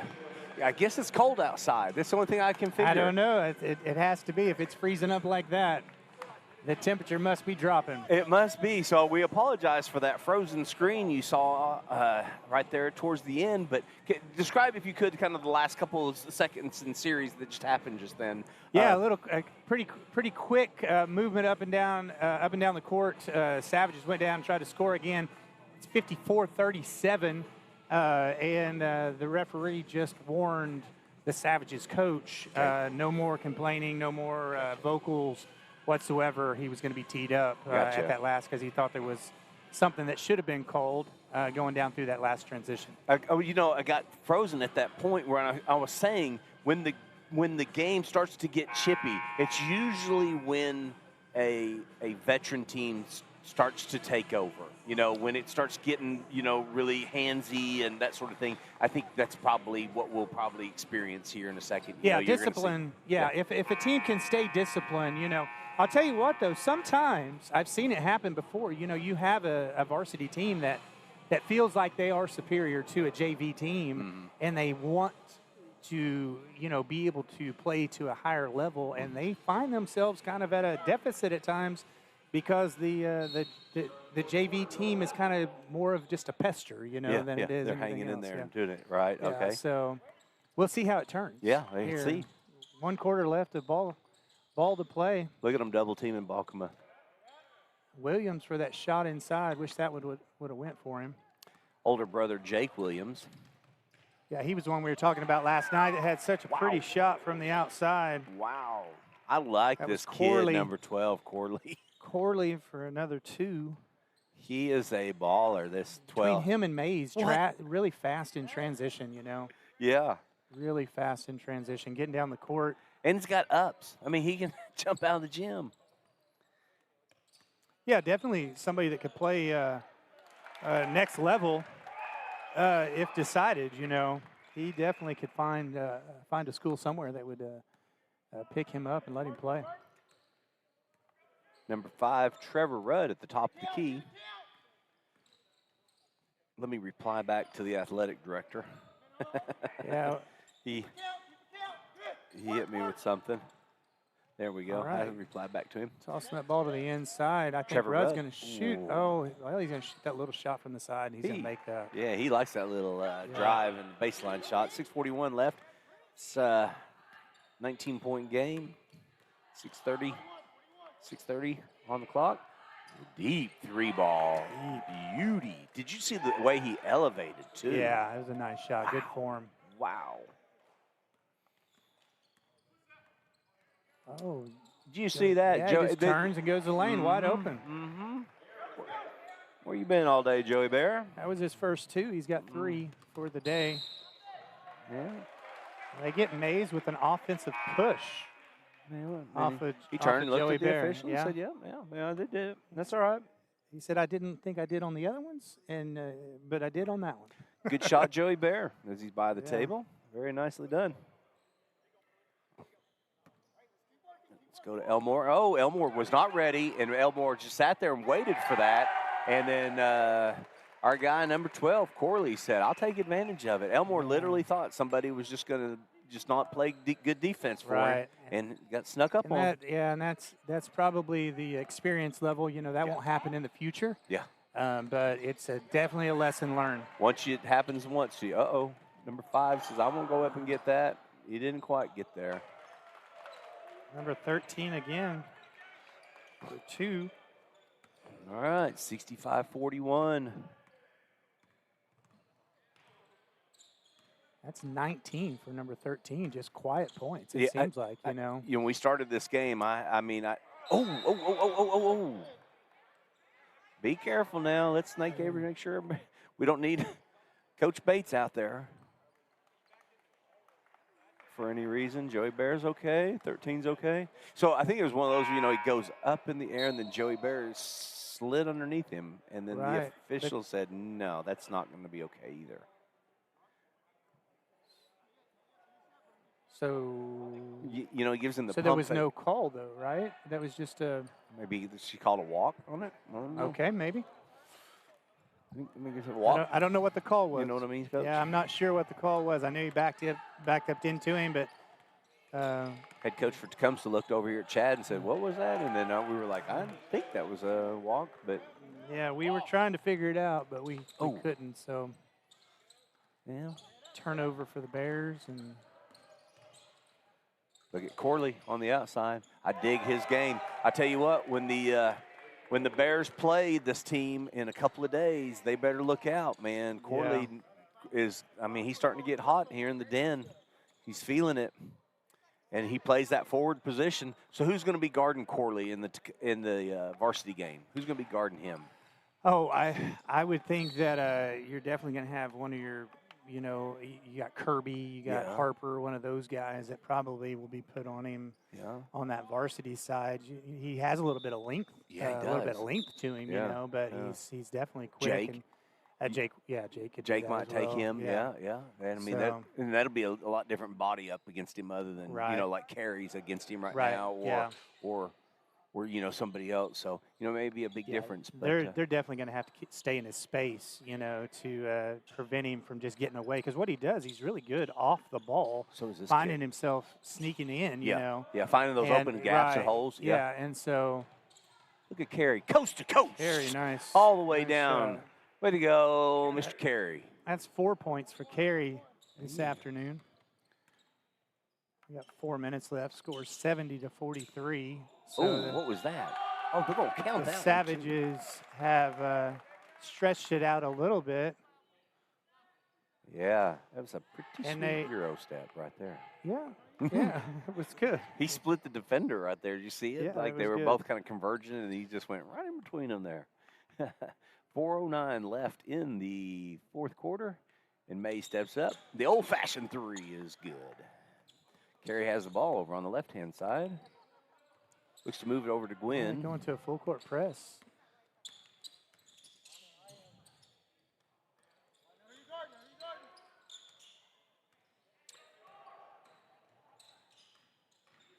Maybe right there in the center, kick it back out. Or no, he does a little shimmy with his shoulders and tries to put it up. Thought that one was going to go in. Yeah, didn't get the drop, but he had a good move going up to it. Stephen Gwynn, number 11. The one, the only. Look at here, Carey. Oh, that's a little off. That's a little off. You can see that one from here. Yeah, it came off the side of his hand there. You could see the ball rotation, and it was twisting. You could see it come off the side. May from outside, but wasn't able to connect. Is Mays? I mean, have you seen a lot of field goal attempts from him tonight? No, not as many as I think I did the times before. That I've watched him play. He was shooting the ball a lot more in other games than what he has even here tonight. But he's been a good facilitator. Yeah. He's handled the ball coming down in point, and he's been able to distribute. And that's good.